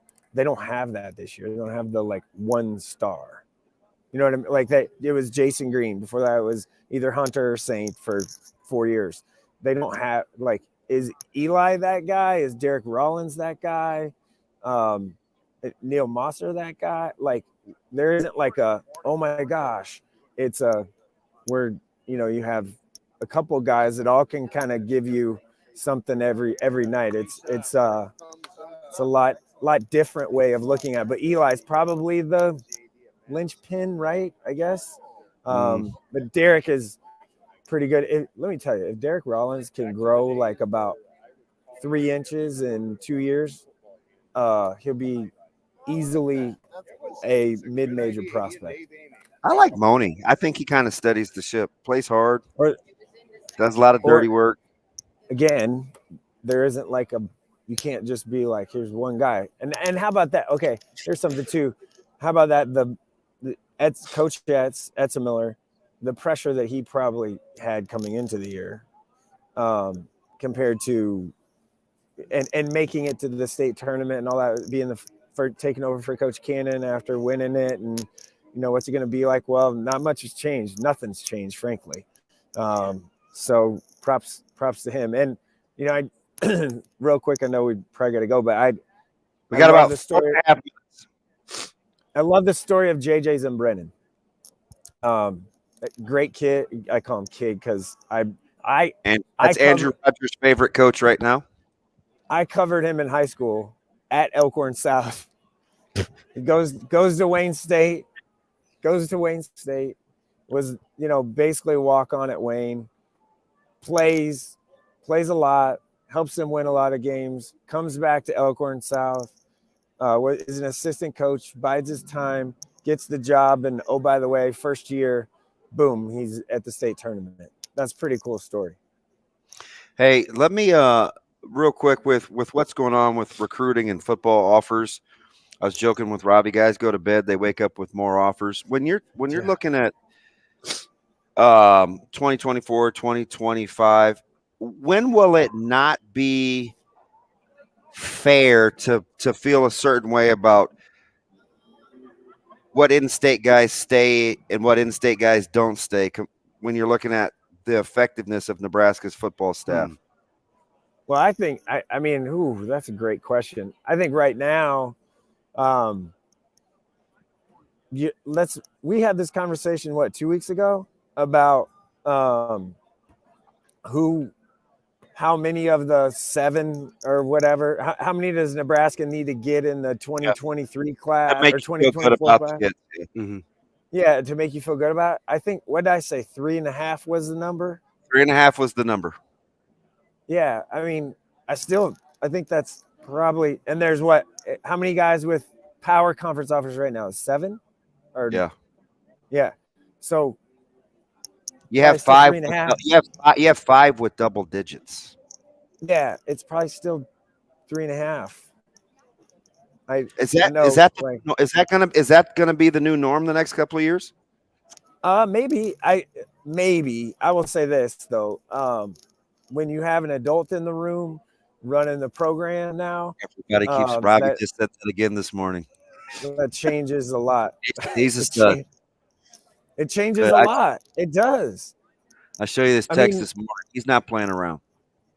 There's no you can't have half of a person, but I think people know what we mean by 3.5, right? Yeah. Like it's if you get 4, wow, that's really good. If you get 3, you still probably feel okay. If it's less than that, then you're like, oh, hold on. so my buddy, go ahead. I was just saying, what's worse for Nebraska perception wise? Is it if a guy with tons of Power 5 offers decides to go elsewhere, or is it a guy that is maybe on that fringe Group of 5, Power 5 that ends up blowing up somewhere and Nebraska didn't go after him that hard? I think the fringe guy. Well, is there going to be that guy anymore with this staff? I don't think so. I don't know if they'll consider a guy fringe. That's a great question. Because I think that bothers fans more as the fringe guy. I agree with Sautter. Do you think this staff is there to be a fringe guy? Here's a fringe guy for you. And it's not Anthony, but it's Teddy Rizak. Oh, great call. He's spectacular. He's a fringe guy right now. Like Air Force, South Dakota State. Yeah. North Dakota State. Yeah, but nothing like, not that next step. Yeah. Not okay. yet. I could vibe with that. So if he goes, let's say if Teddy goes to North Dakota State, wins the I national actually think championship, Teddy's going to end up with an offer. He's in Iowa State this weekend. I actually think Nebraska's going to offer. But even Iowa State, a lot of Nebraska fans don't consider Iowa State kind of in the same category. They've won more games than Nebraska the last I understand 5 years. that, but you know what I'm talking about. That would be crazy. But you know what I'm talking about, right? Yeah. Is it worse? It's worse if Teddy Rizak goes and wins a national title at NDSU and doesn't get an offer than if, say, Caleb Benning goes somewhere else. Yeah. Yeah, I think so. I think we may have to stay with that here. Hey, Mike, I will see you shortly. Keep your head above water, and you still owe me $12 for babysitting your girls. $12. You didn't do anything. An hour. What are you talking about? I had to supervise and find a parent to take your daughter to go to the bathroom. No, Maya took her to the bathroom. I'm sorry, my daughter. Not a parent. You're a cold shot. We're not even friends. I'm not talking to you at all. Goodbye. I was just trying to protect my neck that night. Yeah, glad you're still married. That's Mike Sautter. Right, back after this. Rogers and Benning will be back in 5 minutes.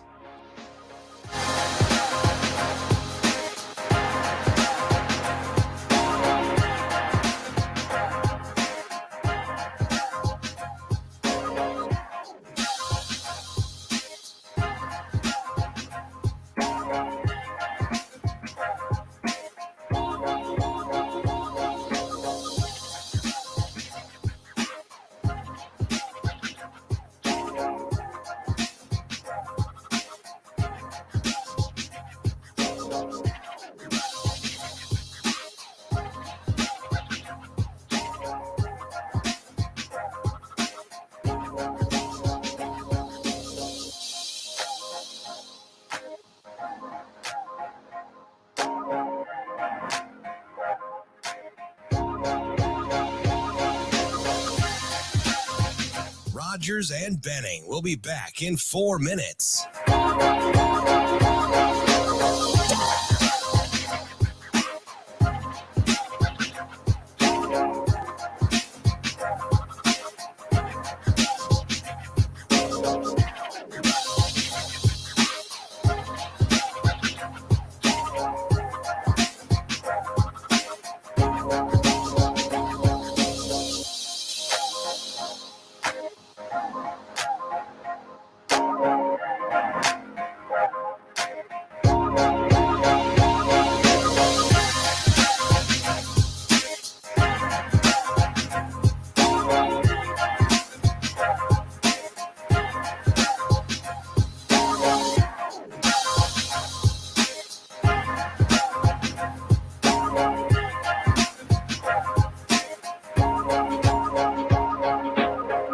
Rogers and Benning will be back in 3 minutes.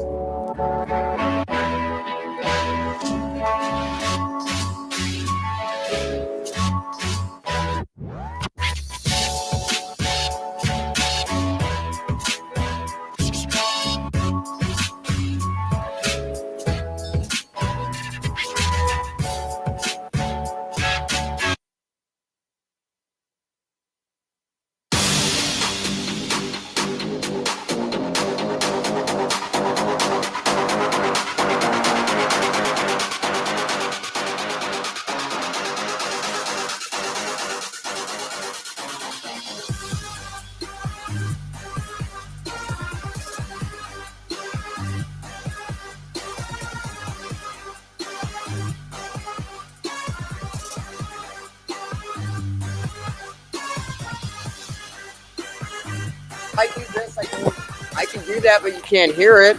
I mean, now I'm talking like this.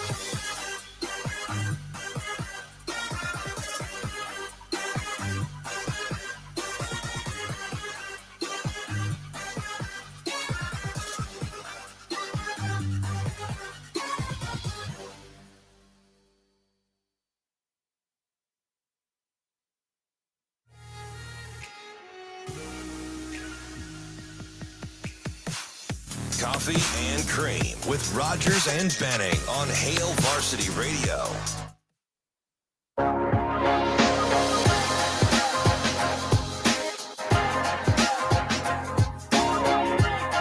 You're back. Welcome back. Coffee and Cream in the morning. And you also got Jay Foreman here. My day, we just had our day made as Ravi Lulla is in studio at the H&H Chevrolet studio. We got friends and my very good friend, I'm shocked, but I love it, Jay Foreman, joining us right now before Dr. Elza. How about this Friday for old DB, man? Jay, good morning, man. How are you? Good morning and salutations, my brother. There he is. How you been, man? I've missed you.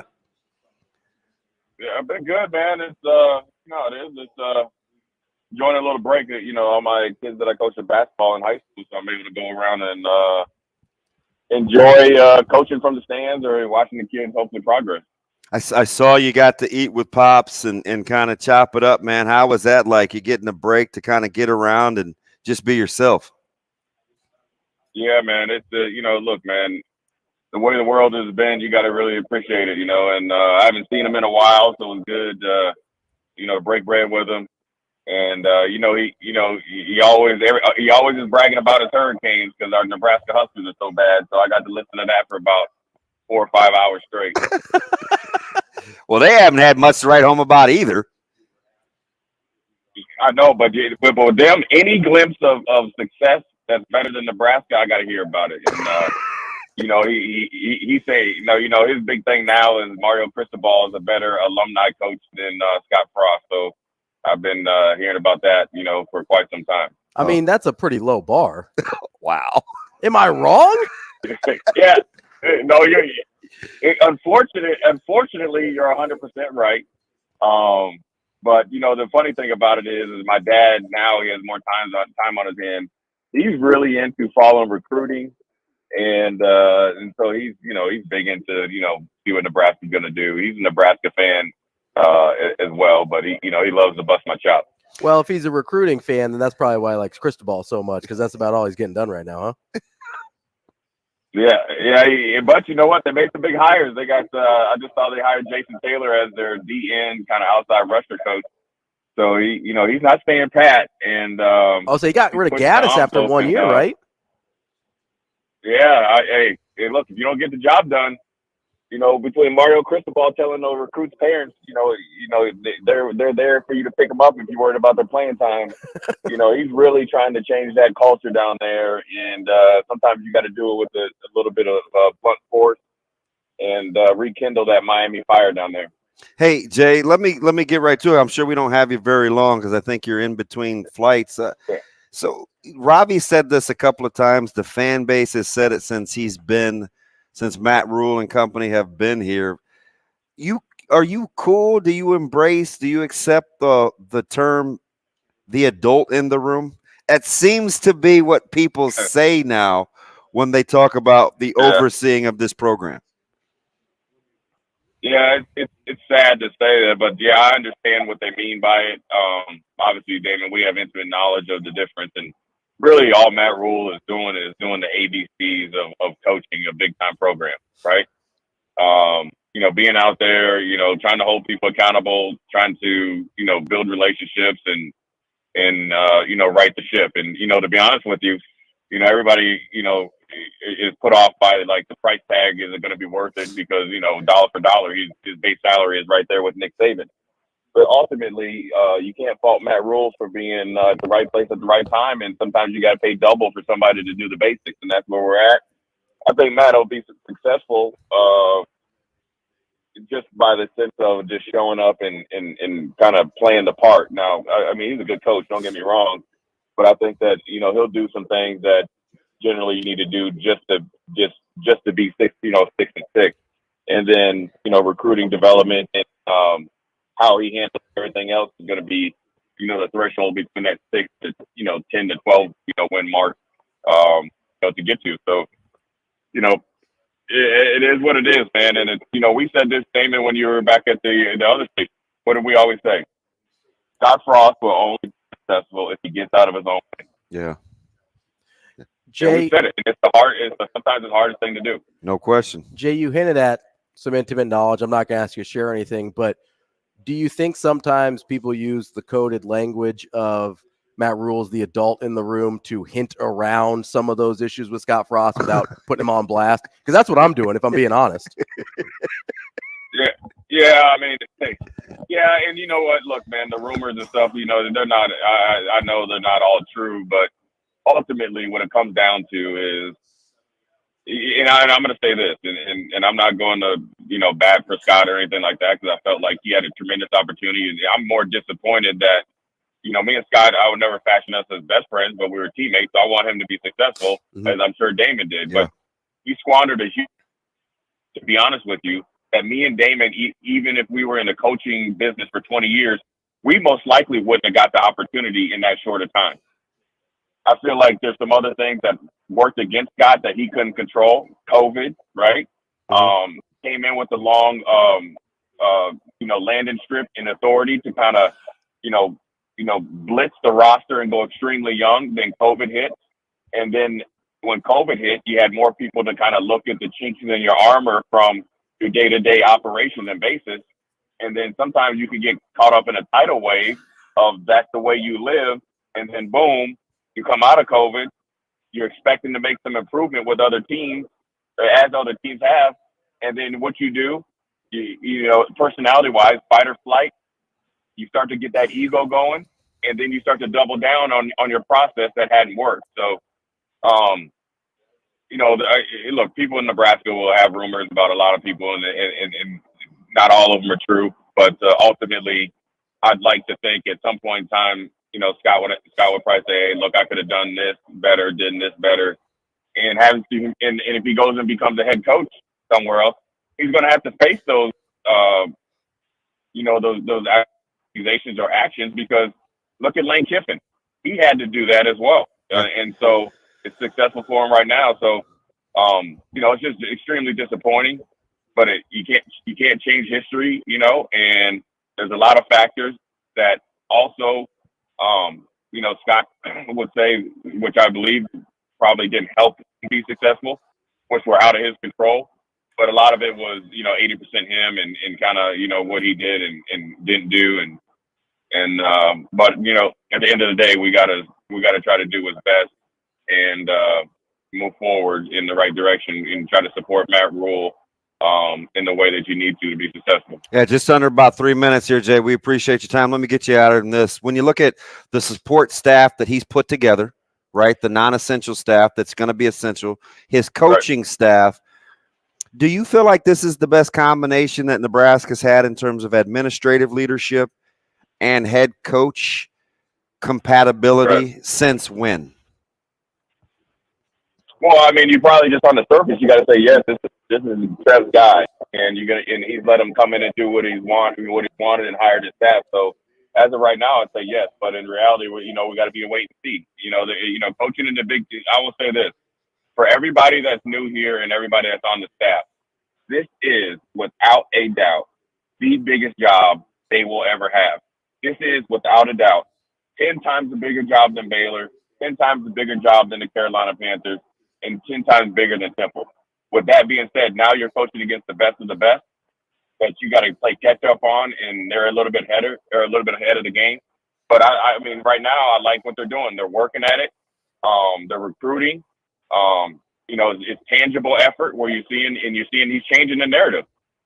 Everybody's working and they're doing their job, and so just on that alone, you expect them to be successful and have a pretty good tenure. Jay, on that note, as far as the ground they have to make up, we got about a minute here. Where do you think is the biggest gap from where they are right now to where they want to be? You know, it's a lot. I'd say the offensive defensive line, you know, just right there at depth. And, you know, the defensive line lost a lot of players, you know, whether they, you know, declared for the NFL or decided not to play anymore. Mm-hmm. And the offensive line, philosophy-wise, while Scott was here, I think in theory they were saying they wanted to be physical, but they weren't doing it. I think the improvement in the offensive line last year was understated, and that's just my opinion. I felt like in the positions that they were put in, Damon, you can comment on this, I guess, after I get off air. When you have a young offensive line, you have to play to their strengths, but then you're coaching to their weaknesses as far as your play calling. Ooh. I felt like they actually survived. I felt like, no, I'm being honest. No, I'm going to use that. I mean, that's the honest to God truth, because, you know, the play that Casey got hurt, that wasn't on the offensive line. That actually was on the running back and the tight end that needed a check release, right? So they had everybody blocked up. Purdue game, we were dropping back, and also the Rutgers game without any, you know, sort of a really tangible run game to threaten the defense. So any defense in the major or Power 5 is going to have, you know, a feast on your quarterback. But then you also saw Northwestern game, they pass protected well. They run blocked well. There's other games where they had some rhythm going there, where you saw a realistic, and I call it tangible, improvement from the year before. And so then, therefore, I think there might be more in the cupboard. And I like their pickup of Scott. I like the retention of Donnie. And we're going to see how Satterfield and all these guys, you know, marry their team to this Big Ten, because that's going to predicate how you win here. offensive, defensive line. You practice well on the offensive line, your defensive line will get better. You will be actually more physical at the second level and be able to tackle effectively in the Big Ten late in the season, which I think not last year, but the year before really hurt Nebraska. And then also I'm going to say this, right?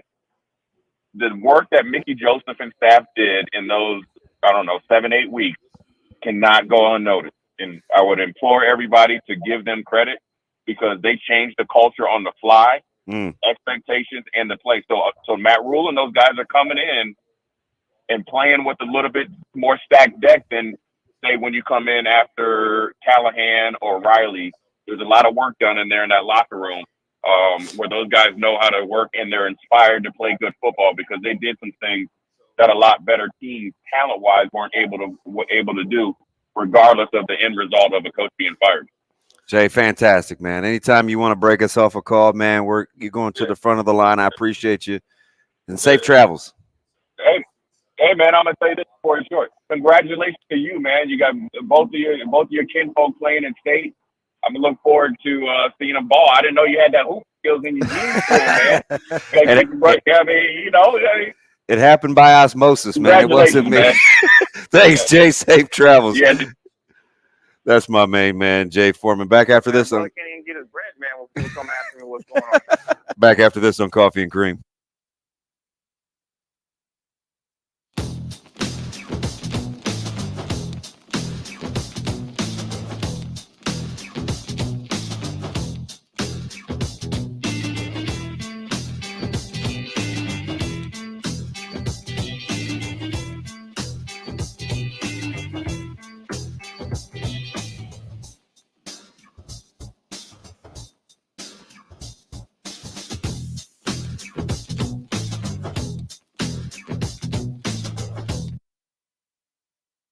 It's all the same, baby. You got to keep it real 100%.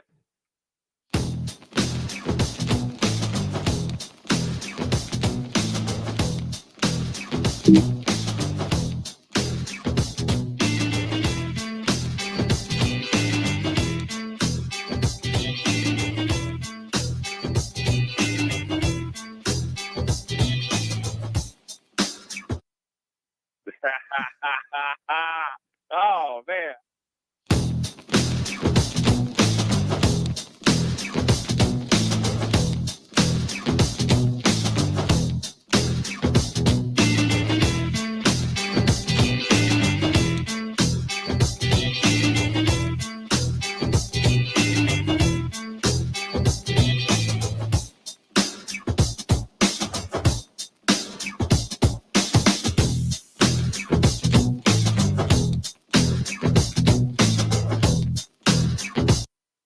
Straight up nasty.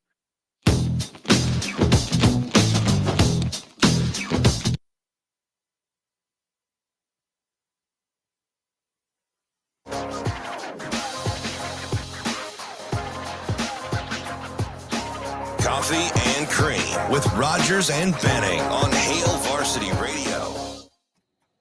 Here you go. That unto itself, as we welcome you back live from H&H Studios, Coffee and Cream, brought to you by the fine folks at the Beanery, where they just serve coffee. Even though their smoothie game, I'm telling you, go get the apple. The apple? Yeah, it's green. It's not like a sour apple tasting So deal? that's the thing, right? Okay. It tastes like what it's supposed to. Like a real apple? Like an apple. Not like a Jolly Rancher? Listen, all the way fire. Okay. Yep. They have can you get like little protein boosts and stuff in there? Yeah. Okay. They've got options, and they've got 4 locations, but it's a cool little. The one that's closest to me is on the south side, right here in La Vista, and looks like a little house. Okay. Like reminds me there's a cheese house that I like to go there too. So it looks like people used to live there at one point. Yeah. Just like a little dwelling. And they've made it a business. It's like, what is that? What's that? Malara's, that Italian place that's like in somebody's old house. I think it's like, oh, this is. And the bathrooms are like upstairs in somebody's bedroom. Exactly. That great voice you hear is Ravi Lulla. And folks are enjoying some breakfast. We're getting lots of reviews on the cereal Frenchie. There's sausage, there's egg, there's bacon. It's dipped in cereal. Okay. flash fried. There are breakfast potatoes. He's got the menu set for the next 3 opportunities here already, so it's going to be pretty cool. So we appreciate you. We're not a tough hang. No, we're cool. We're cool. We're fun. not a tough hang. How many times during just that little 13-minute spiel from Jay were you like, huh? Well, I mean, that's kind of what Jay gives you, right? He gives you a lot to chew on, and then he says it so nonchalantly that you kind of have to take a minute where you're like, oh, he just said something interesting there. And I saw you perk up when he's talking about the offensive line, where he goes, you coach to their strengths, which is what I think because he was talking about how he liked the retention of Donovan Raiola, right? Yeah, he slid that in subtly, didn't he? It was just, I caught it under the radar there, how he liked the retention of Uncle Donnie there, but he thought the play calling was playing to their weaknesses, which in that case can make you look really bad. Yeah. Right? So there's a lot in there. Shane, how many minutes do we have in this segment before we get Doc? You won't get Doc for about 12 minutes. Okay, so let's start with this one first. Yeah. And I wanted to talk hoops, but okay. Say la vie. Yeah, well, I wasn't expecting a call. Wasn't expecting a call from Foreman either. So let me start with when he said about give credit to Coach Joseph and this staff the last 6-7 weeks for laying the groundwork in terms of culture. He said he flipped it overnight, and he gave those recruiting guys that came in and swept the state by storm a carrot to go on. Like Coach Rule and his staff just didn't come in on the fly with no feel good. Yeah, the groundwork had already been laid with the fervor of Coach Joseph, because remember, that's why people were so excited locally, because he had flipped the recruiting dynamic on its ear. I definitely understand that, and I understood why people liked how the team looked with Coach Joseph, even though they didn't win enough, right? I wonder, because Coach Rule, this is what he does. He flips things quickly, right? That's why he's here. Yeah.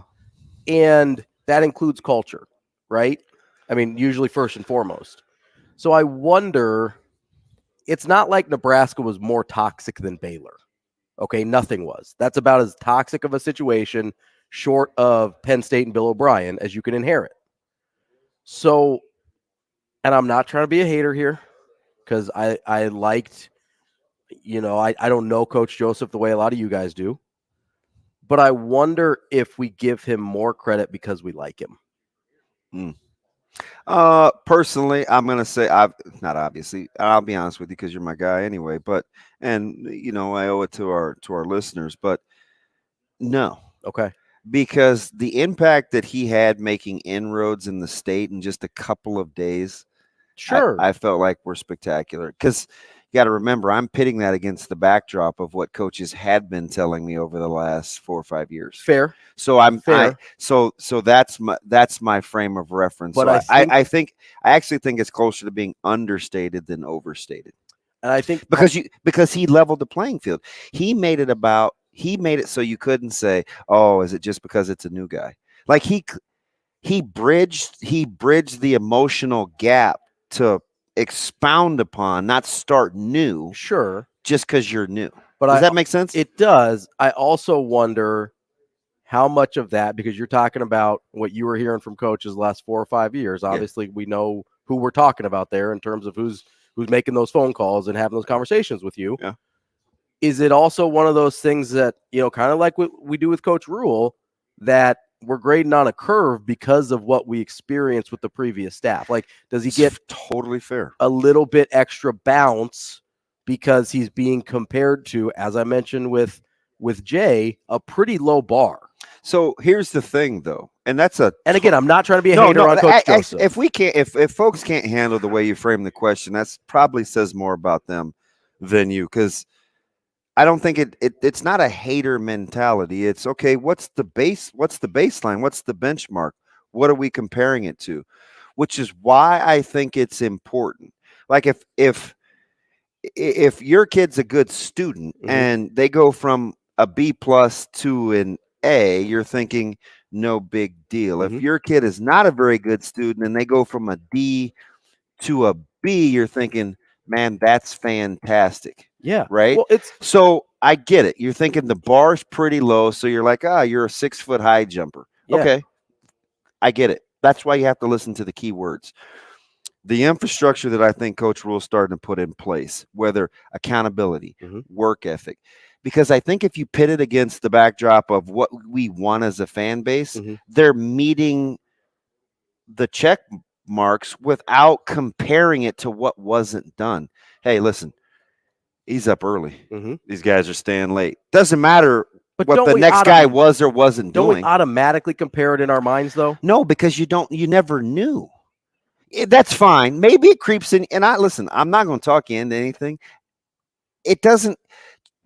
If it creeps into your subconscious that's your barometer. I mean, if you meet a girl tomorrow, right, and you're like, man, Lisa's 15 times better than Tawanda. You're like, at some point, Lisa's going to have her own benchmark.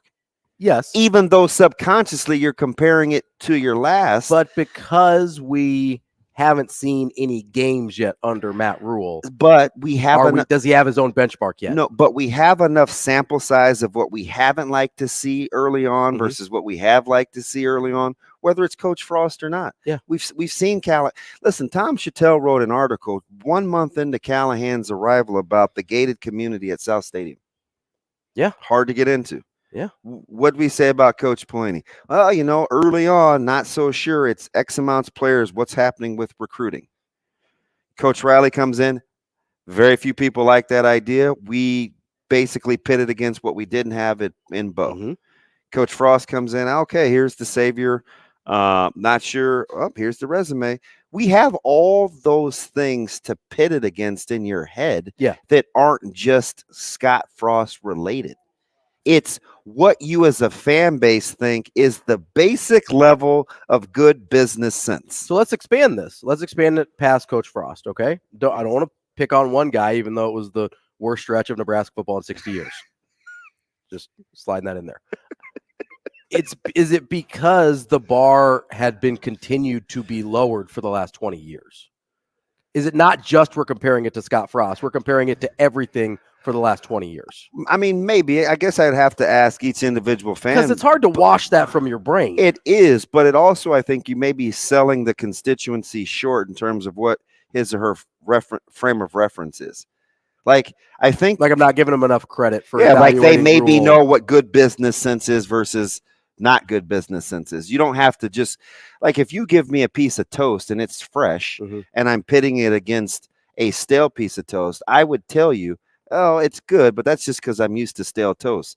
I would tell you, I would say, oh, it's still just toast. Sure. Like, I think we can do that as a fan base. I think we can, but I also think that we get so excited about shiny objects, right? Yeah. So, I mean, people thought for a while Bo Pelini was operating at a level that he needed to continue to win. And trying to have a little bit of fun. I think some people would still make that argument, weirdly enough, like a decade later, because people like having old arguments. Right there. But I think when you compare it to the way Rule operates, you can see, oh, this looks different. Sure. Like, you need a frame of reference, but how long can you... I just think we've had some time, even without wins and losses, to operate, to decide whether somebody is functioning like an adult or not. Like, so do you know for your industry, whatever it is, I think you have a sense of what best practices look like. Sure, you should. Right? Yeah. Without having to compare it to something that's that linear or real time. Like, if I don't know how many different analogies I could give, but I know what I think a good steak tastes like, even though I don't have to pit it against a bad steak. But I think the part you're skipping is that inherently you're comparing it in your mind. That's why you know what a good steak tastes like. Well, so, but would you trust me that I know what varying degrees of good look like? Sure, yeah, absolutely. So I think the fan base knows what varying degrees of good leadership looks like. That's fair. Right? Like, I just... But are we more enamored by it because we haven't seen it for so long? Sure, but don't you think we have check marks that we're kind of hitting in our head? Absolutely. Of what we want? Absolutely. Well, man, I'd want this in a coach. I'd want this in leadership. I'd want this in administration. So we're pitting it against whether we're seeing that. That's because fair. nobody wants to compare, success versus the lowest mean necessary. That's fair. Right? I think, I agree. I don't know. We may have to revisit that. Big one coming up next on Coffee and Cream. Rogers and Benning will be back in 5 minutes. Rogers and Benning will be back in 4 minutes.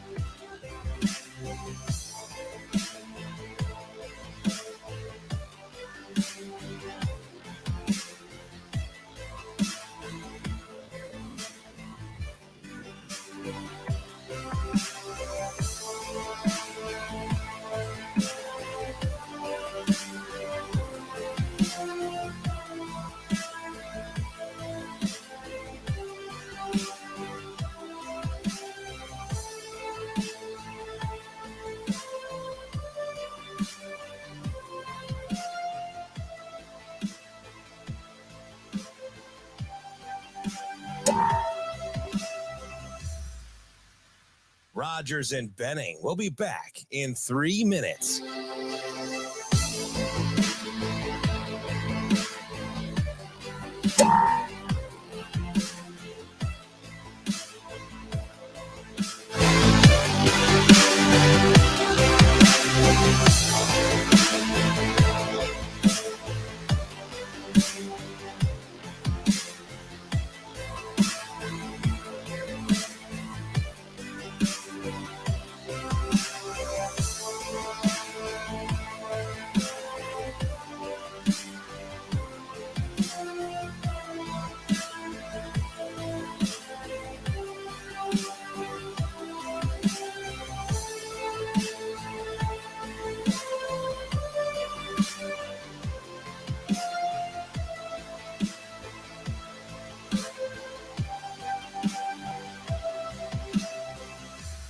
Rogers and Benning will be back in 2 minutes.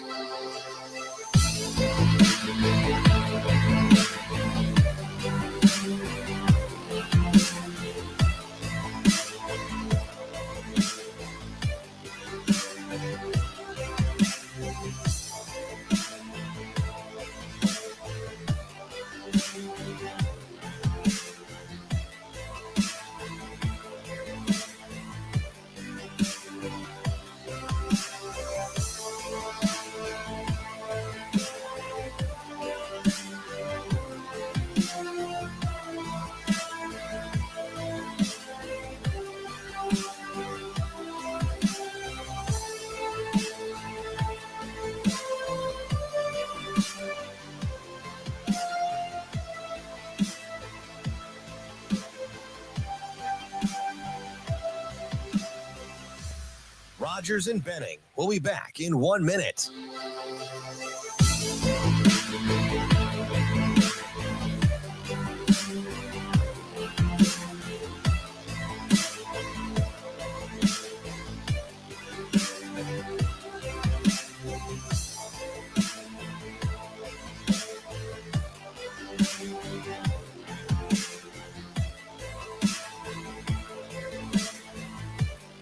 Rogers and Benning will be back in 30 seconds. There's also a clip, too, about 40-second clip. Me through my headsets when I have them on. Yes, talking through the headsets. Everybody can hear you. It's weird, man, this whole radio thing? Communication thing. Isn't that all right? Yes, sir.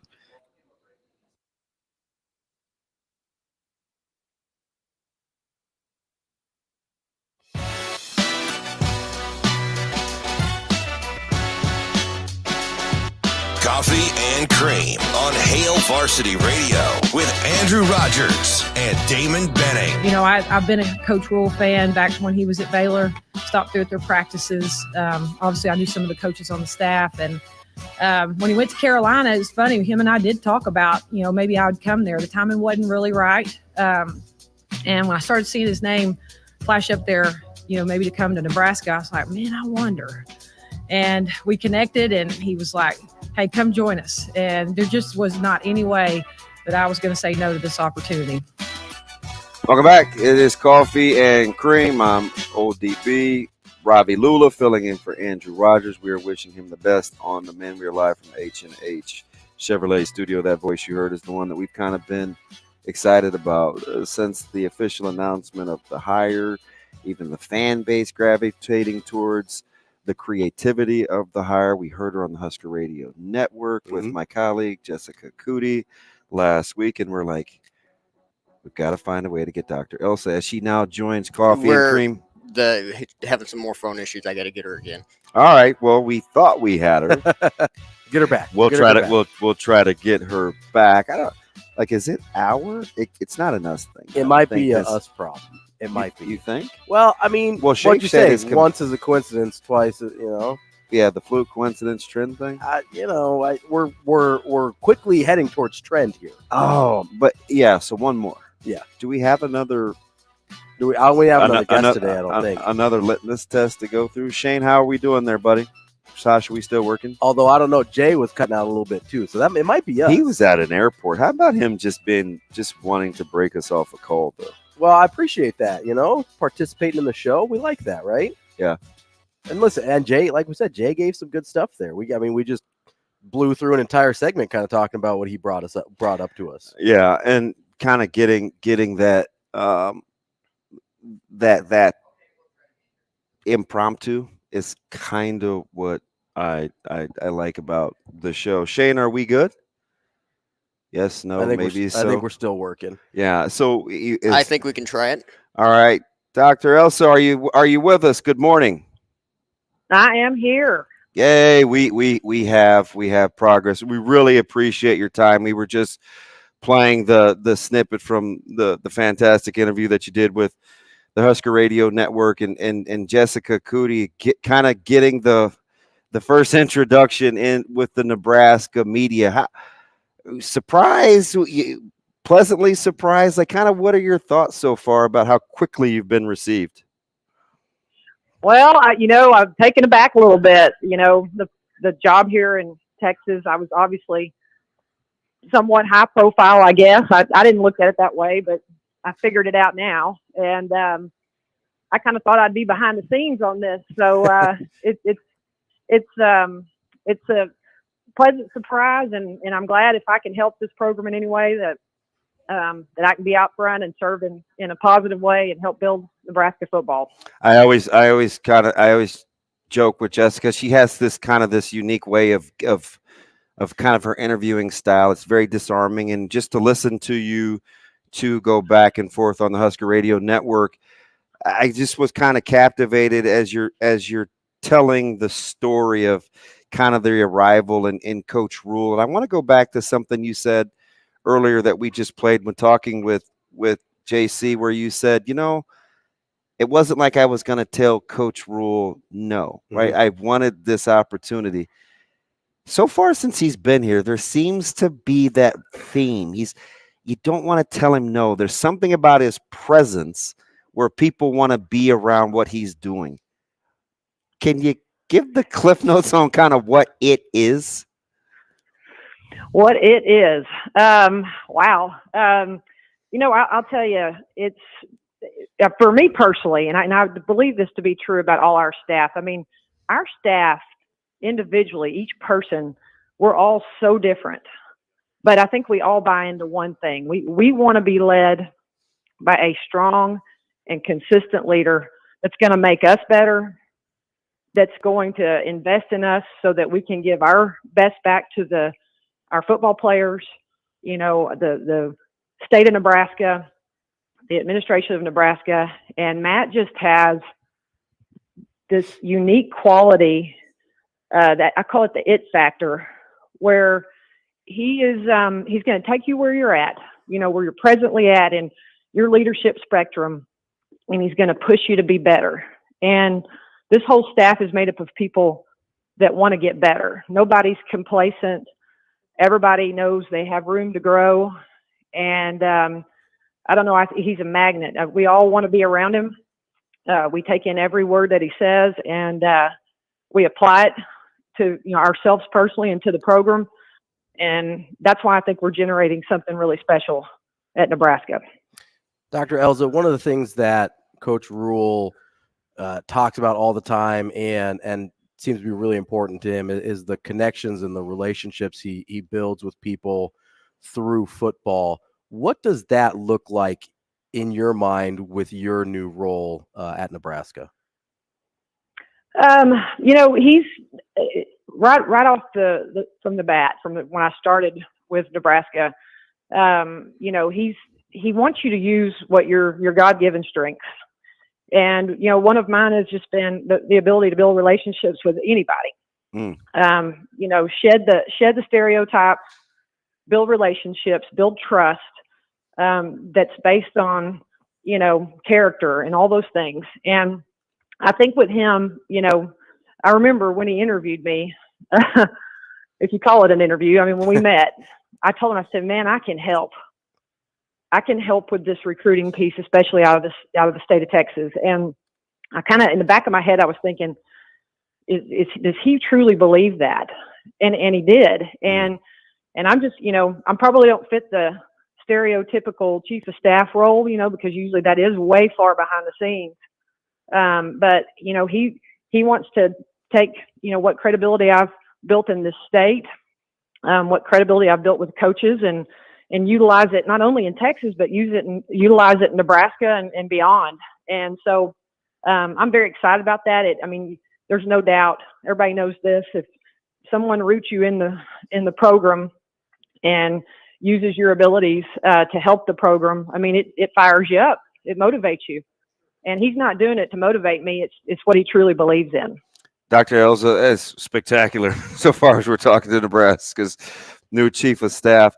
I sometimes joke with my sphere of influence, whether it's former players or just folks in the media. There's this thing about Coach Rule that's very inviting and engaging, yet if you're not secure with who you are, you can kind of leave conversation second guessing, right? Was that a checkers or chess moment, right? Is he sizing me up where you're laughing because I'm thinking you're thinking that's spot on. So to give yourself some credit, you've got to be awful secure, and whether it's quiet confidence or well established or whatever, you have to have a certain presence that you bring to the table in order to function with and in an environment like that, where you do have to be secure in your own skin.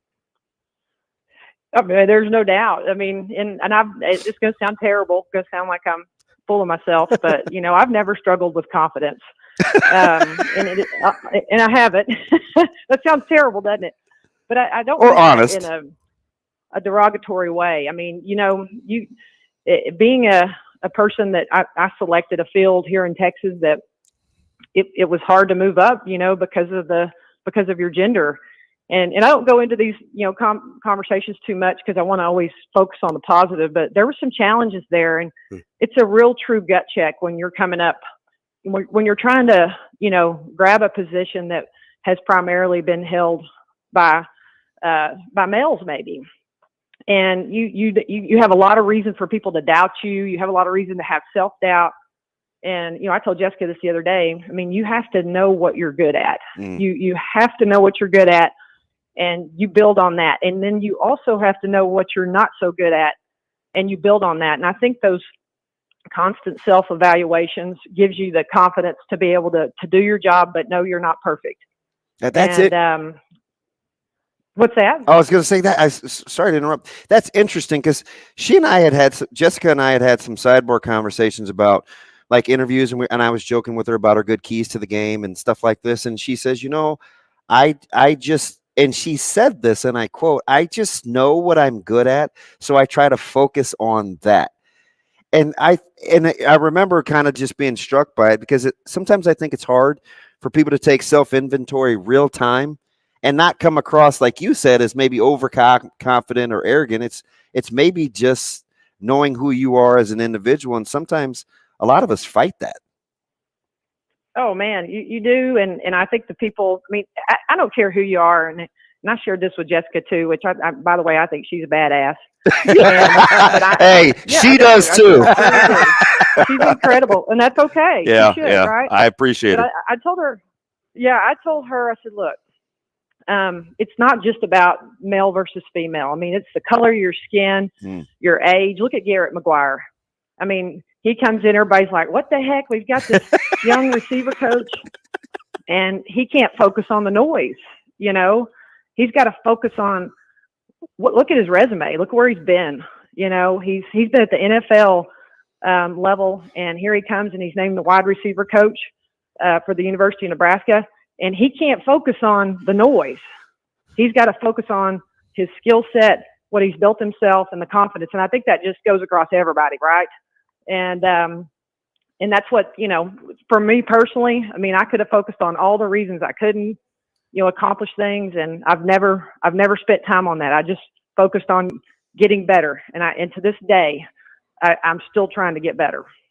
Dr. Elza, you mentioned, you know, being in a couple roles that maybe you were not the stereotypical fit for, but, you know, at chief of staff and then back in your role in Texas as well. How do you balance what you talked about in terms of knowing what you're good at and sticking with it versus a pretty natural emotion of maybe wanting to prove yourself in a role that maybe other people don't think you should have? You know, you just, I don't know why I'm laughing, because I think it's just, you remember some of the things that you felt like were setbacks, and then you look back on them and they weren't setbacks. They were things that were pushing you forward. You know, I'll just go back to what I think I keep saying. I'm probably kind of being a broken record, but, you know, the balance is not about the people on the outside. The balance is on the inside of, you know, myself personally, trying to make myself knowledgeable. I shared this the other day as well.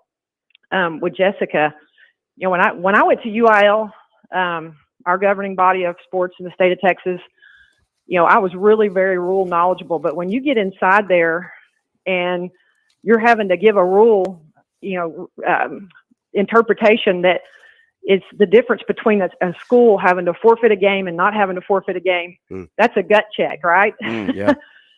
But you come in and everybody around me at UIL was more knowledgeable in the rules. But what I knew I was really good at was process, structure, building culture, and, you know, celebrating people. I'm good at that, right? Mm-hmm. And so it's no different on this job. I'm coming into a landscape I haven't been in, and I'm going to be stereotyped right off the bat. Hey, she's a high school person. She's not a college person. And yeah, everybody around me is going to know more than I do, but that doesn't scare me in the least. I'm going to go in and do what I do. I'm confident. I know how to build culture. I know how to build process, relationships, all the things that go with the role that I'm in.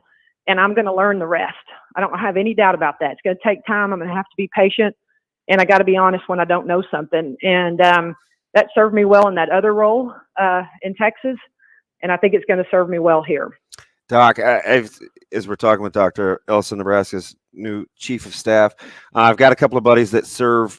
They have roles with our Scholastic Athletic Association at the high school level here, and one of them goes to meetings every year, and they meet with 49 of the 50 state representatives on the rules committee. The one that they don't meet with is because they're not a part of the committee is Texas. He says Texas does their own thing. So that's just that. That unto itself is pretty impressive when you look at Texas high school is often the benchmark. How much of that do you take with you? How much of that do you take some time to figure out, okay, Nebraska's a little different, maybe equally as passionate, which I think you'll find out pretty soon if you don't know already, and make that work with your skill set? That's a great question. And I want to expound on something just, you know, for the listeners is, you know, what that means is all of the other states follow the National Federation of Football. There's National Federation of High School Football rules, and Texas is the only state that follows NCAA. which means, our model in Texas is kind of created in the same style that NCAA is. And I had a seat. Obviously, I didn't get to go this year because I'm at Nebraska, but I had a seat at that rules making table for the NCAA. And if you think that wasn't helpful, then you're crazy, right? But it was a bragging right for us. The game's more advanced at the college level, and the fact that we play by those rules and that we have spring ball in our two largest conferences in Texas. It just puts you front and center. And, we're getting ready for our spring practices. And now all those rules on the football side are very familiar to me.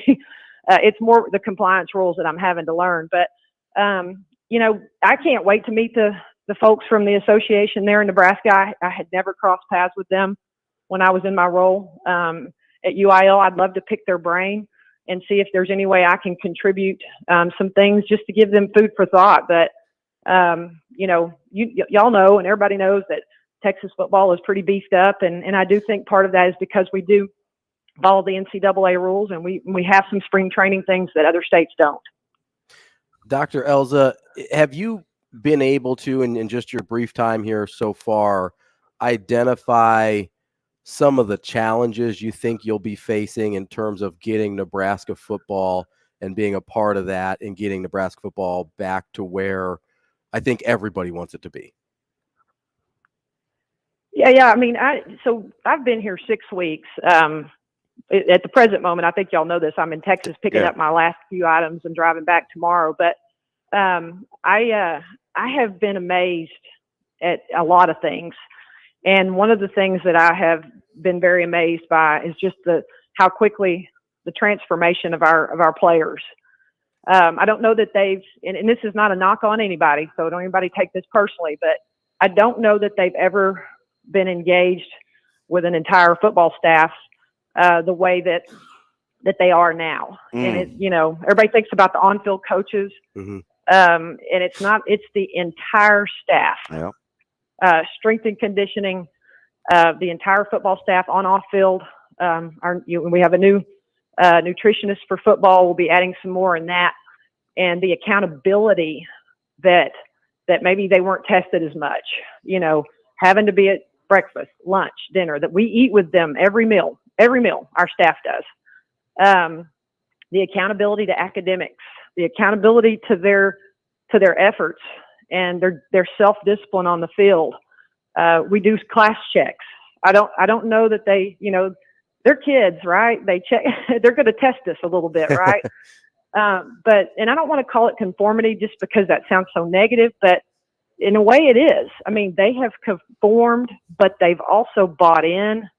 I called Coach yesterday and the day before yesterday on our Wednesday mat drills. I was like, well, how was mat drills today? And that was the day he had tweeted, progress has been made. And he was so fired up and it's hard to put it into words, but this program is changing in a great way. And, I've said this, hey, we're undefeated right now, but I don't think, I think we've had some major wins without lining up against somebody else because just the way our kids are responding and committing to the culture of this program and to the standards of this program. Doc, I was just challenged with a question last segment, 12-minute, pretty good spirited discussion about best practices versus, comparing to the low common denominator. That's just code for, are we kind of enamored with what's going on now just because it hasn't been good before? And I said, this fan base kind of has a subconscious of checklists that they want to see after what's transpired over the last 20 years. I'm dying to know what's made this staff say, hey, these are my strengths. These are what I'm good at. This is what I can do to help elevate this program versus, well, this program comes with a lot of perks. How can it help me be who I've been up to this point? I think I understand the question. If I don't, just redirect me here.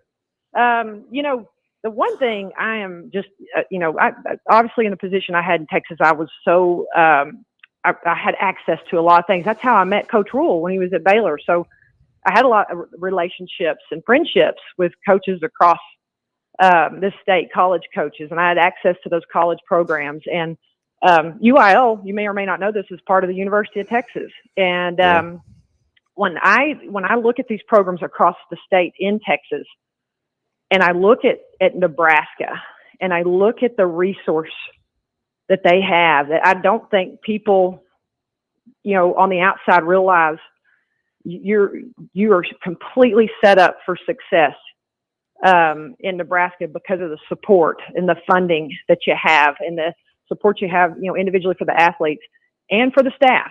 And I think, with us, each one of us, I don't know that I'm speaking for everybody, but I think I am, we come in with this skill set. We have resources to get better. We have resources to advance ourselves. And the whole reason we'd be advancing ourselves is so we can benefit the program and the players that are within it. And I've talked to a bunch of my Texas friends, and they're like, tell us about Nebraska. And I'm like, you've never seen anything like it. I mean, I've never seen, and like I said, I had, really good observations of our college programs here in this state. And I think they far exceed any that I've seen. We just got to funnel that all in the right direction so that it turns into a successful football program. Doc, we got a couple minutes left with you here. Unless, not to put you on the spot, feel free to tell us no. If you'll hold through the break, Doc, could you give us maybe 7 or 8 minutes on the other side? Yeah, for sure. Okay, go ahead, Ravi. Okay, so thanks, Doc. I wanted to ask you, you're talking about the resources and how they compared to a lot of places that you saw in Texas. What was something about the resources here at Nebraska that kind of surprised you or caught you off guard that you didn't know either that Nebraska had or maybe that anybody had? I think it's just the individual investment in each athlete. And I'm talking outside of football. Sometimes the support can be funneled just towards one sport. But when you look at, and now I'll talk specifically about football, what they do for our players academically, what they do for our players life skills wise, what they do for our players nutritionally, what they do for the performance lab. I think that's what it's called. I don't have everything committed to memory because some of that I'm still learning.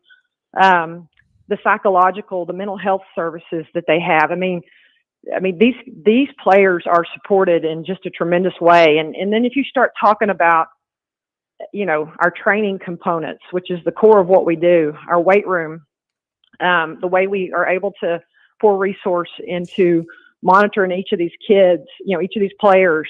I'm probably missing something, but it is probably one of the most well-rounded that I've ever seen. And I'll go back to the bigger picture across all sports. And then finally, look at our facilities. And we're about to move into that new football facility in June or July. I don't know if y'all have heard these numbers before, but our director of construction had told me this the other day. We're in a 121,000 square foot football facility right now. And guess what? We're about to move into a 315,000 square foot football facility that will be the best of its kind in all of college football. Being captivated. That is exciting.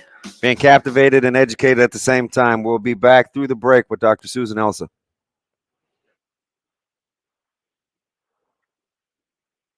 Rogers and Benning will be back in 5 minutes.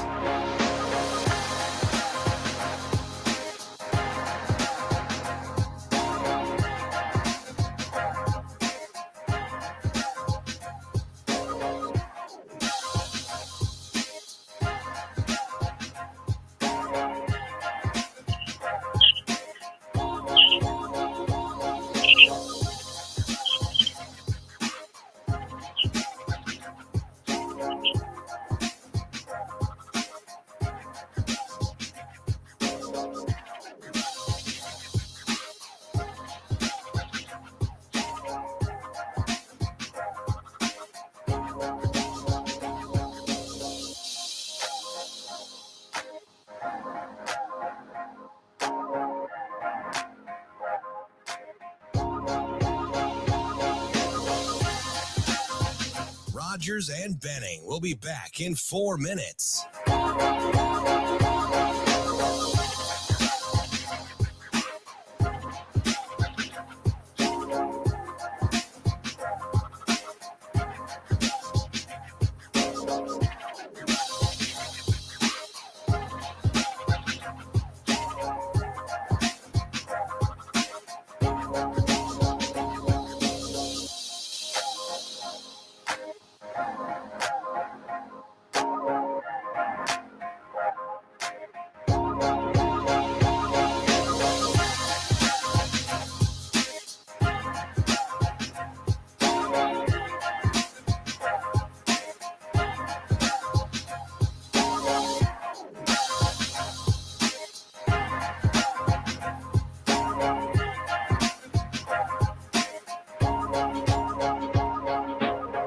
Rogers and Benning will be back in 3 minutes.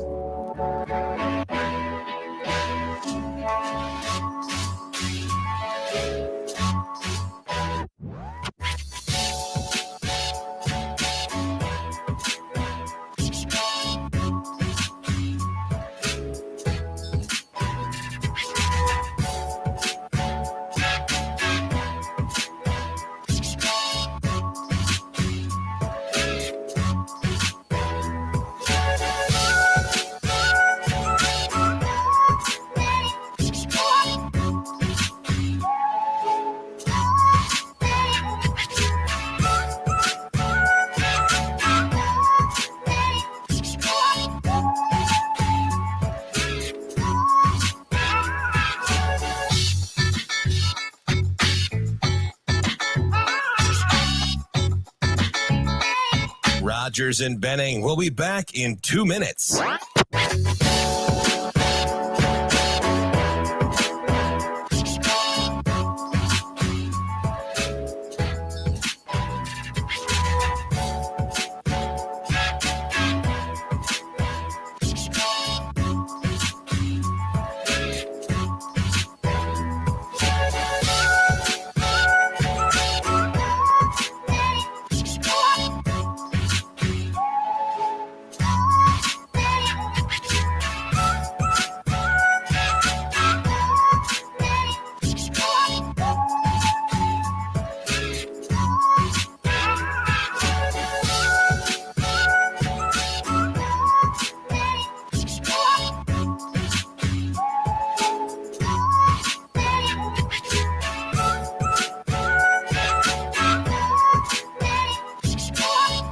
Rogers and Benning will be back in 1 minute.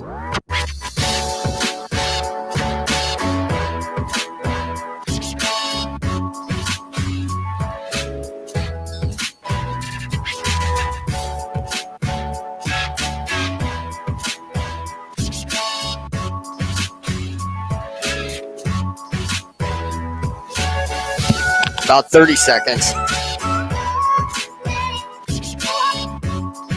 Rogers and Benning will be back in 30 seconds.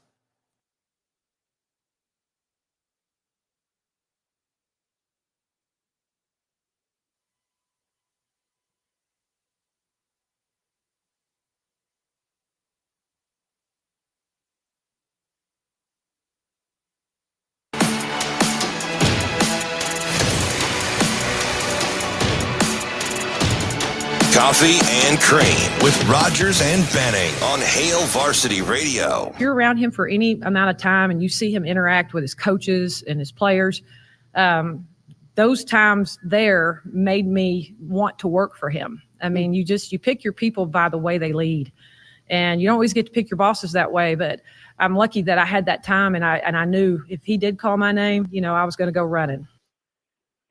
All right, we're back. Coffee and Cream live from H&H Studio at HVC Hail Varsity Club. Great snippet from the Husker Radio Network with Jessica Cootie sitting down to talk to Dr. Susan Elza, who's Nebraska's chief of staff, which got our attention. And I'm a little biased because obviously I work for the Husker Radio Network and Jessica's a colleague, but I'm like all in on, and I was captivated. And Docs, thank you for joining us for another brief segment here. So we appreciate your time. Sure. Oh, glad to be here. Doc, I wanted to ask you, we were talking about kind of comparing and contrasting what you had seen at Texas versus Nebraska. And one of the things that I don't know if you've picked up on yet from being around here, but there's a segment of the Nebraska fan base that doesn't believe that Nebraska can compete at the highest level again. Compared to what you've seen in Texas and what you've seen up here, is there any reason that you think Nebraska can't do that and can't be where they want to be? If I said that I believed we could not, somebody needs to fire me, right? I mean, but it's not rhetoric. It's not rhetoric from any one of us that's a part of this staff.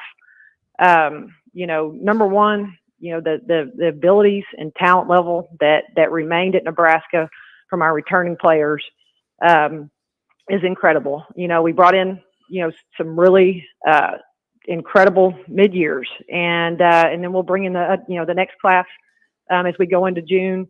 The summer strength and conditioning type stuff. I'm using some of my Texas language, so I got to move away from that and get into the college language. But no, I do. There are a lot of naysayers, and I've had conversations with them, because they put us up in a hotel for a while, so I was able to go to restaurants, and almost every time I had my Nebraska football stuff on, and they talk about it. The fans of Nebraska talk about, man, I'm so hopeful, but I feel so much doubt.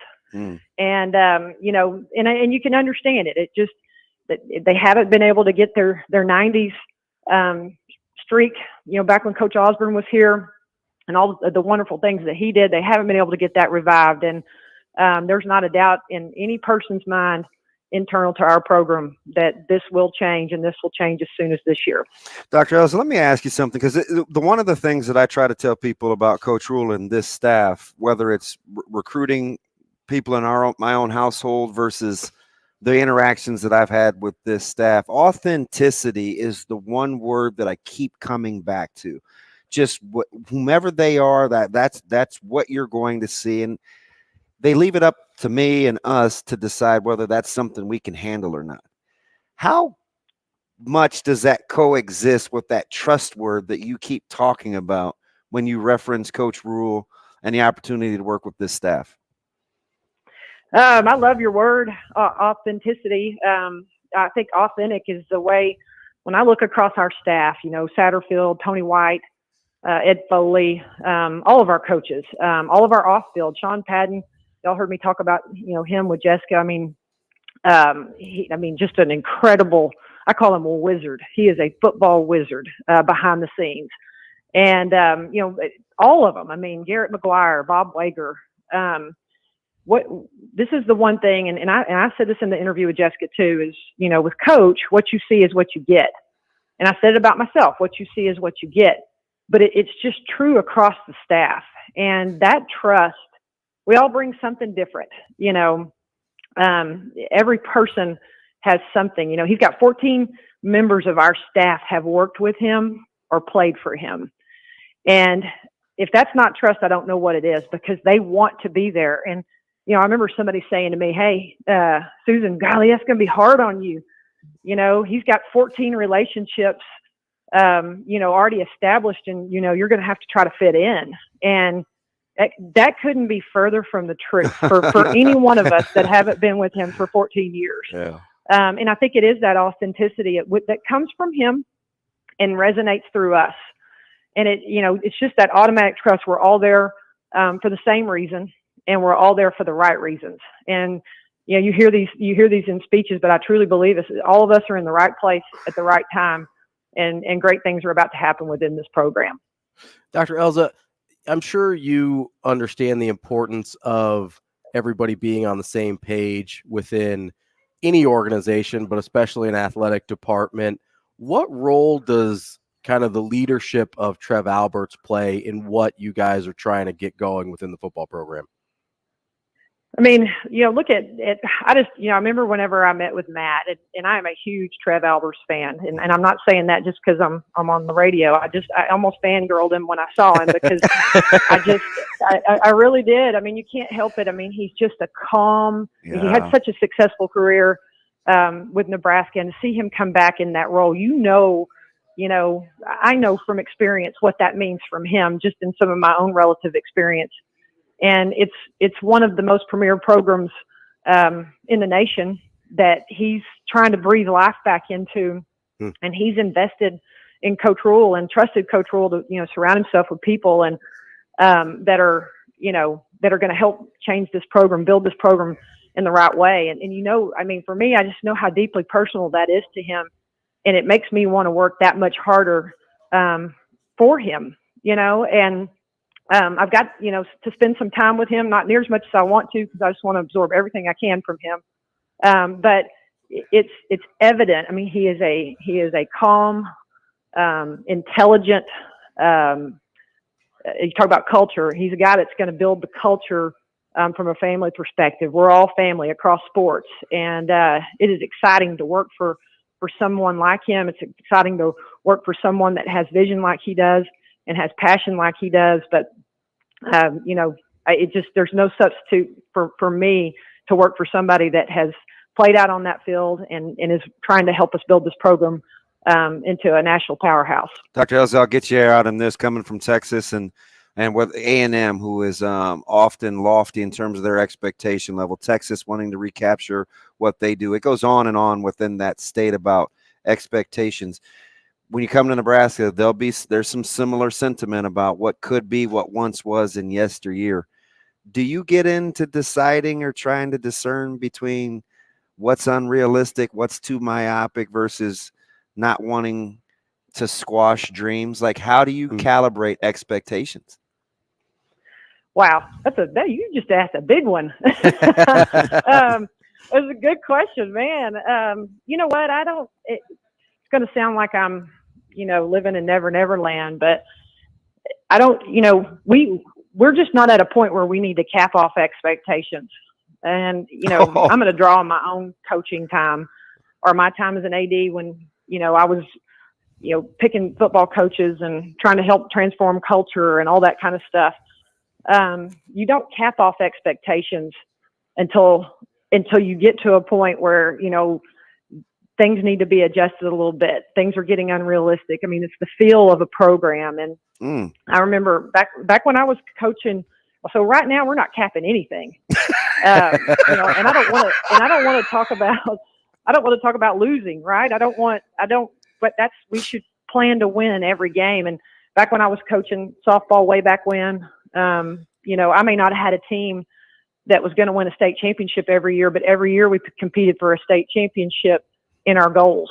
And sometimes there's points where you have to adjust goals. You're 3-7 and in district play, and you're, and I'm using some of my Texas terms, and it's going to be even a long shot that you get in the playoffs. So you have to readjust based on, what's going on around you, what's actually happening in that moment. And, for me, if we talk about anything less than winning and winning every game, then we're selling our program short. And I feel like that's pretty much the expectation throughout our program is we're not going to think about losing, and we're not going to, calibrate anything. We're just going to continue to push all components of the program towards success. Oh, fantastic stuff. A lot of the fan base couldn't be happier. Off to a rip-roaring start. Did not disappoint, Dr. Elza. We appreciate your time. Yeah, thank you. Thank you for having me, and go Big Red. Hey, safe travels. Thank you. Thanks, Doc. That is Dr. Exactly. That's Dr. Susan Elza. See, that's good stuff. Well, and it's like, remember on the heels of what we were just talking about in a pre-spirited discussion, when you hear something or see something, what's good to you, what feels right, right? What feels right. Yeah. That's why we use the term culture, because it's something we can't really put our finger on. We can try and dissect it a little bit, but we use culture as kind of a catch-all for the things that we want that we can't explain. We'll try to put a bow on this. There's a lot in there. Hopefully it'll be up on the replay page. Sasha and Shane, they're working their ass off trying to get it ready for you. Back after this on Coffee and Cream. Rogers and Benning will be back in 4 minutes.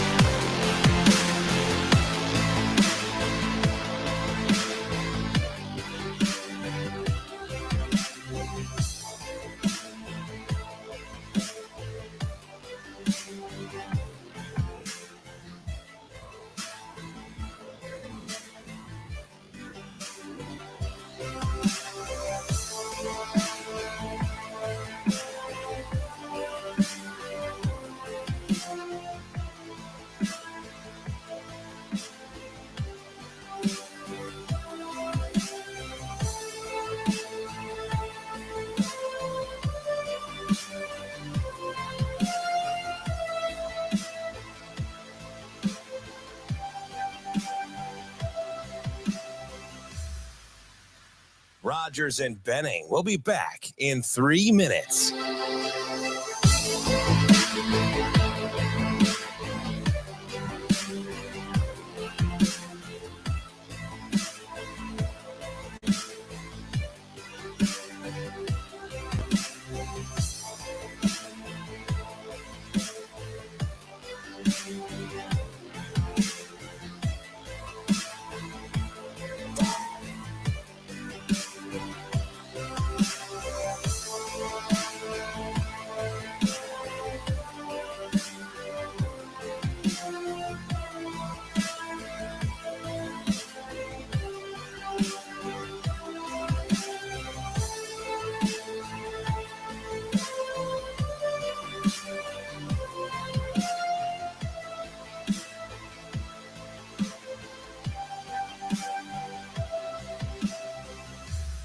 Rogers and Benning will be back in 2 minutes.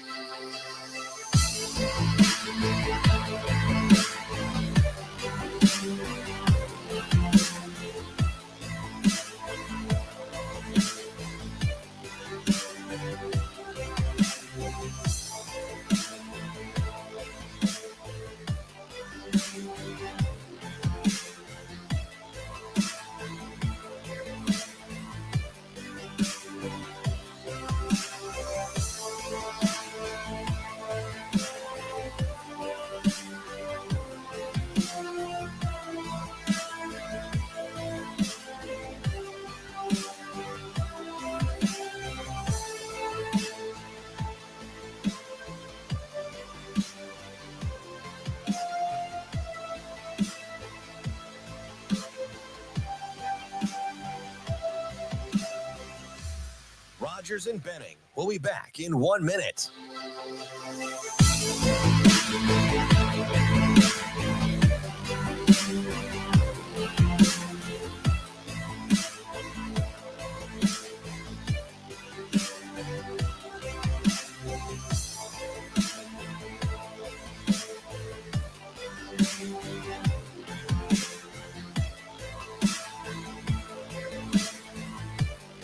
Rogers and Benning will be back in 30 seconds.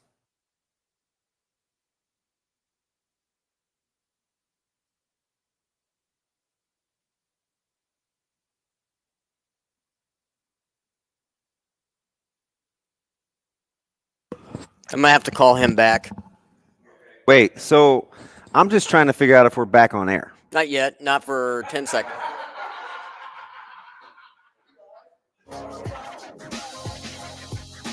Coming back now. Coffee and Cream with Rogers and Benning on Hail Varsity Radio. Yeah, I'm crazy.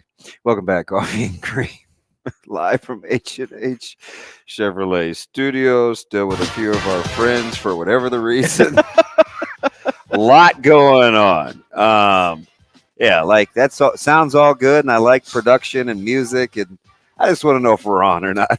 Well, it's a little behind the scenes here. There's like a disconcerting silence before we actually come back. And I assume he's busy because there's 266,000 buttons back there, but I just want like either eye contact or him to talk to me through the. That's all. I can't see through the window here with the sunlight and the glare. I literally can't see you. And the rockets, you can't see me? Not really. Is it a black thing? Like, what do you mean? I'm turning my mic off here. That's probably. No, we just need to get him a booster seat. They put the window eye level. Like, what can't he see? Well, he said the glare, like the blinds aren't even open. Yeah, I don't know. I don't know what's happening here. It sounded like a bunch of malarkey, didn't it? I don't know. Shane, do we have Maddie or no? Because if not, we are going to talk about some of those truth bombs that were just dropped. You can talk about him to Matt here because he's here. Oh, hi, Matthew. What's up, buddy? Wait a minute. Do we have him or not? He's here in spirit. Matt, are you? Do we have him? Matt, are you there? Yeah, man. Oh, sorry. Fudge. It's like real things are happening, and I can't focus. How are you this morning? I remember my first time on radio. Here we go. Hey, man. I texted you happy birthday. You didn't even respond. Dude, listen, what time did you send that? 11:53, 11:54. Oh, That's 6 man. minutes before midnight. Listen, so number one, I wasn't paying attention. Number two, like when I'm the one, I don't even mess with my phone in the morning. I just try to get ready for the show. So I'm sorry, man. You still my guy. Like, who's this? Do you know Why we're you just get up? Have you not learned anything? Just get on there and wing it. Well, I remember when I first did radio. It's much more fun that way when you have no prep. You're like, what am I going to talk about? Hey, I do have to ask you something because you have like a pretty tough strainer, like a filter that you put where you run baloney through. How are you not, or are you, or where are you at with like kind of being all in, at least with what Nebraska's trying to do with having, as my man Ravi Lulla likes to say, adults running the program? Are they swaying you at all? Like, are they meeting mental benchmarks? Well, that's a stolen line, and now Ravi has violated a copyright that I have. So my lawyer will be in touch. Mine just called me too. Something must be up. Yeah, that's a shocker. And yours called you. No, it was the domestic. It was the domestic one, not AC. You're listed in his phone as free money. Wow. So back to the little litmus test. It's hype season. I mean, it's you know how it goes. I mean, we're just they're trying to here's the social media department's job.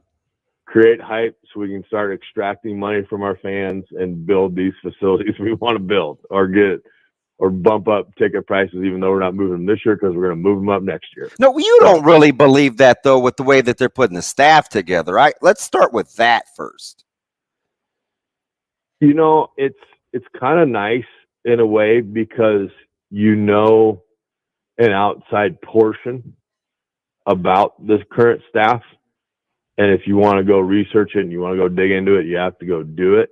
I haven't had that luxury or time to do it. Even though you do have a great search engine now. Yeah, I know. Haven't DuckDuckGo is awesome. Haven't had the chance to meet one of the coaches. You know, I mean, they're very personable, right? Mm-hmm. And as I have copy written, you know, I feel that the adults are running the show now. So that just kind of reinforces some stuff for me. And now all of the things that I've spewed out in the past of they just need discipline, they just need this, they just need that. I'm now on the clock because everything I've asked for is now happening. And so now does that result in wins or am I full of it? Right. Or maybe it is just the lost cause and they can't play. I don't think that is true, but you know, I'm just excited. And again, do you know if are they going to play a game in the spring? Yeah. Or are they going to play practice? No, it's legit. Okay, so we're getting down. Great. So we'll be able to see stuff. Yeah. And we can watch and you can see not plays and scheme and blah, blah, blah, blah, blah. Let's just look to see aggression. Like, let's look to see, as I quote Jay Foreman, some heads to bed. Like, let's see some dudes get hit. And let's see how bad, probably more importantly, how bad dudes want to get up. Okay? Because everybody in the game of college football gets got. Like, let's not get ourselves. We've all been knocked down, and you sit there and say, like, get up.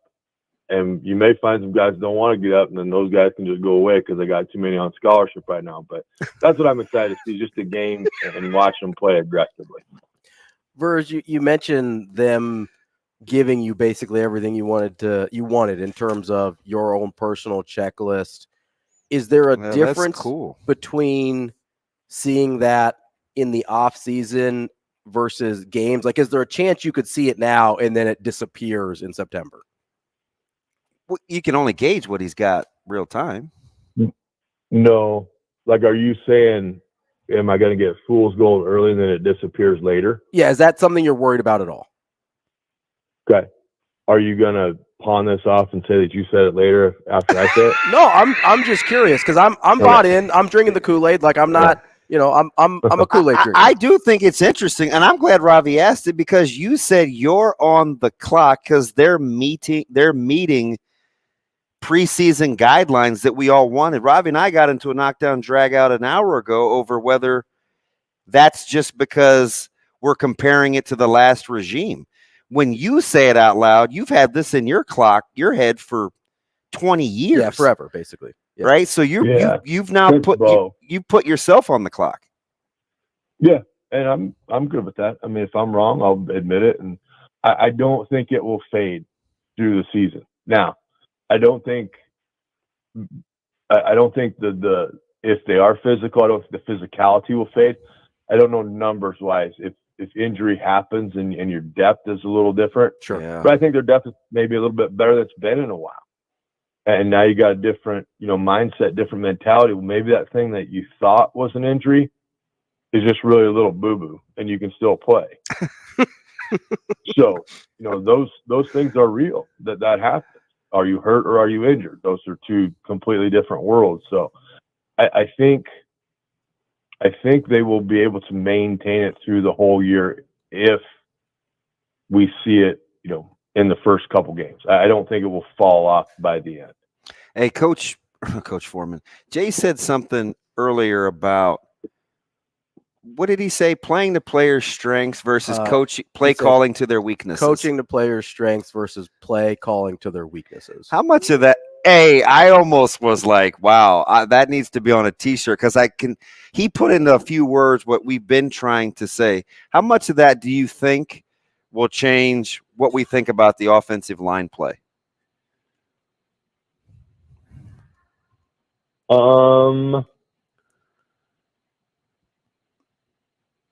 In a case like, I guess I don't really know. We haven't really been able to see what their strengths are. But isn't that okay? This is what I hate. This is why I hate offensive coordinators. Okay, so wouldn't you look at a situation? Okay, I've got a little gal that works here. She's maybe 5'2". She might weigh a buck. Like, she's not very big.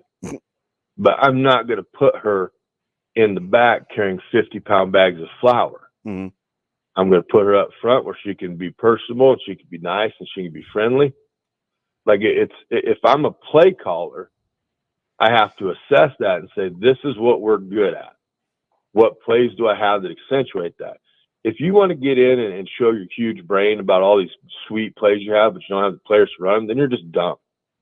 I mean, it's just, you need help, really. Because you look at your team, Michael Jordan, and you say, hey, I got these guys. They can do this really well.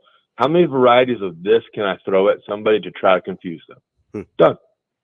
How much window dressing can I put on with motion, with, whatever, to try to disrupt that defense so they can't just sit there and tee off on us? Because we can do these, again, 6 plays really well. We got 6 runs, and we go left and right. That makes it 12. So I got 12 options that I can run. Perfect. And then you go from there. So it's a great statement by Jay. And I hope, what's his name? Sauterfeld, whatever his name is. Satterfield. I hope he knows he can look at what he's got and assess it. I'm going to trust that he can, because I'm a trusting person. I trust Trev hiring Matt Rule. I trust Matt Rule then to hire this guy. So, hey, we'll have to. Foreman just kind of slid this in too, right before Matty. He goes, I'm glad Rayola's back. Hopefully we can, and that's what he said right before the calling plays to player strengths thing. But I also like the fact that you said, well, I don't really know what those are yet. Let's just hope they get that figured out, because that's all fair to try to assess on the fly, right? Because we don't really know what they do well. But we heard, though, right? Like, I mean, we all heard how pissed everybody was at everybody. And it's hard to coach this. Right? I mean, you hear of the yelling matches, and it's like, these are supposed to be what's going at this, and everybody's yelling at everybody about what we're calling for plays. I mean, there was even the passive aggressive shot of, if we run the ball. I mean, that was back to Austin, but I mean, who knows, man? You got to be able to put it out there. Matt, love you, man. Talk soon. All right, boys. We'll see you. It's Matt Vrzal. That's Coffee and Cream. Kind of. See you next week.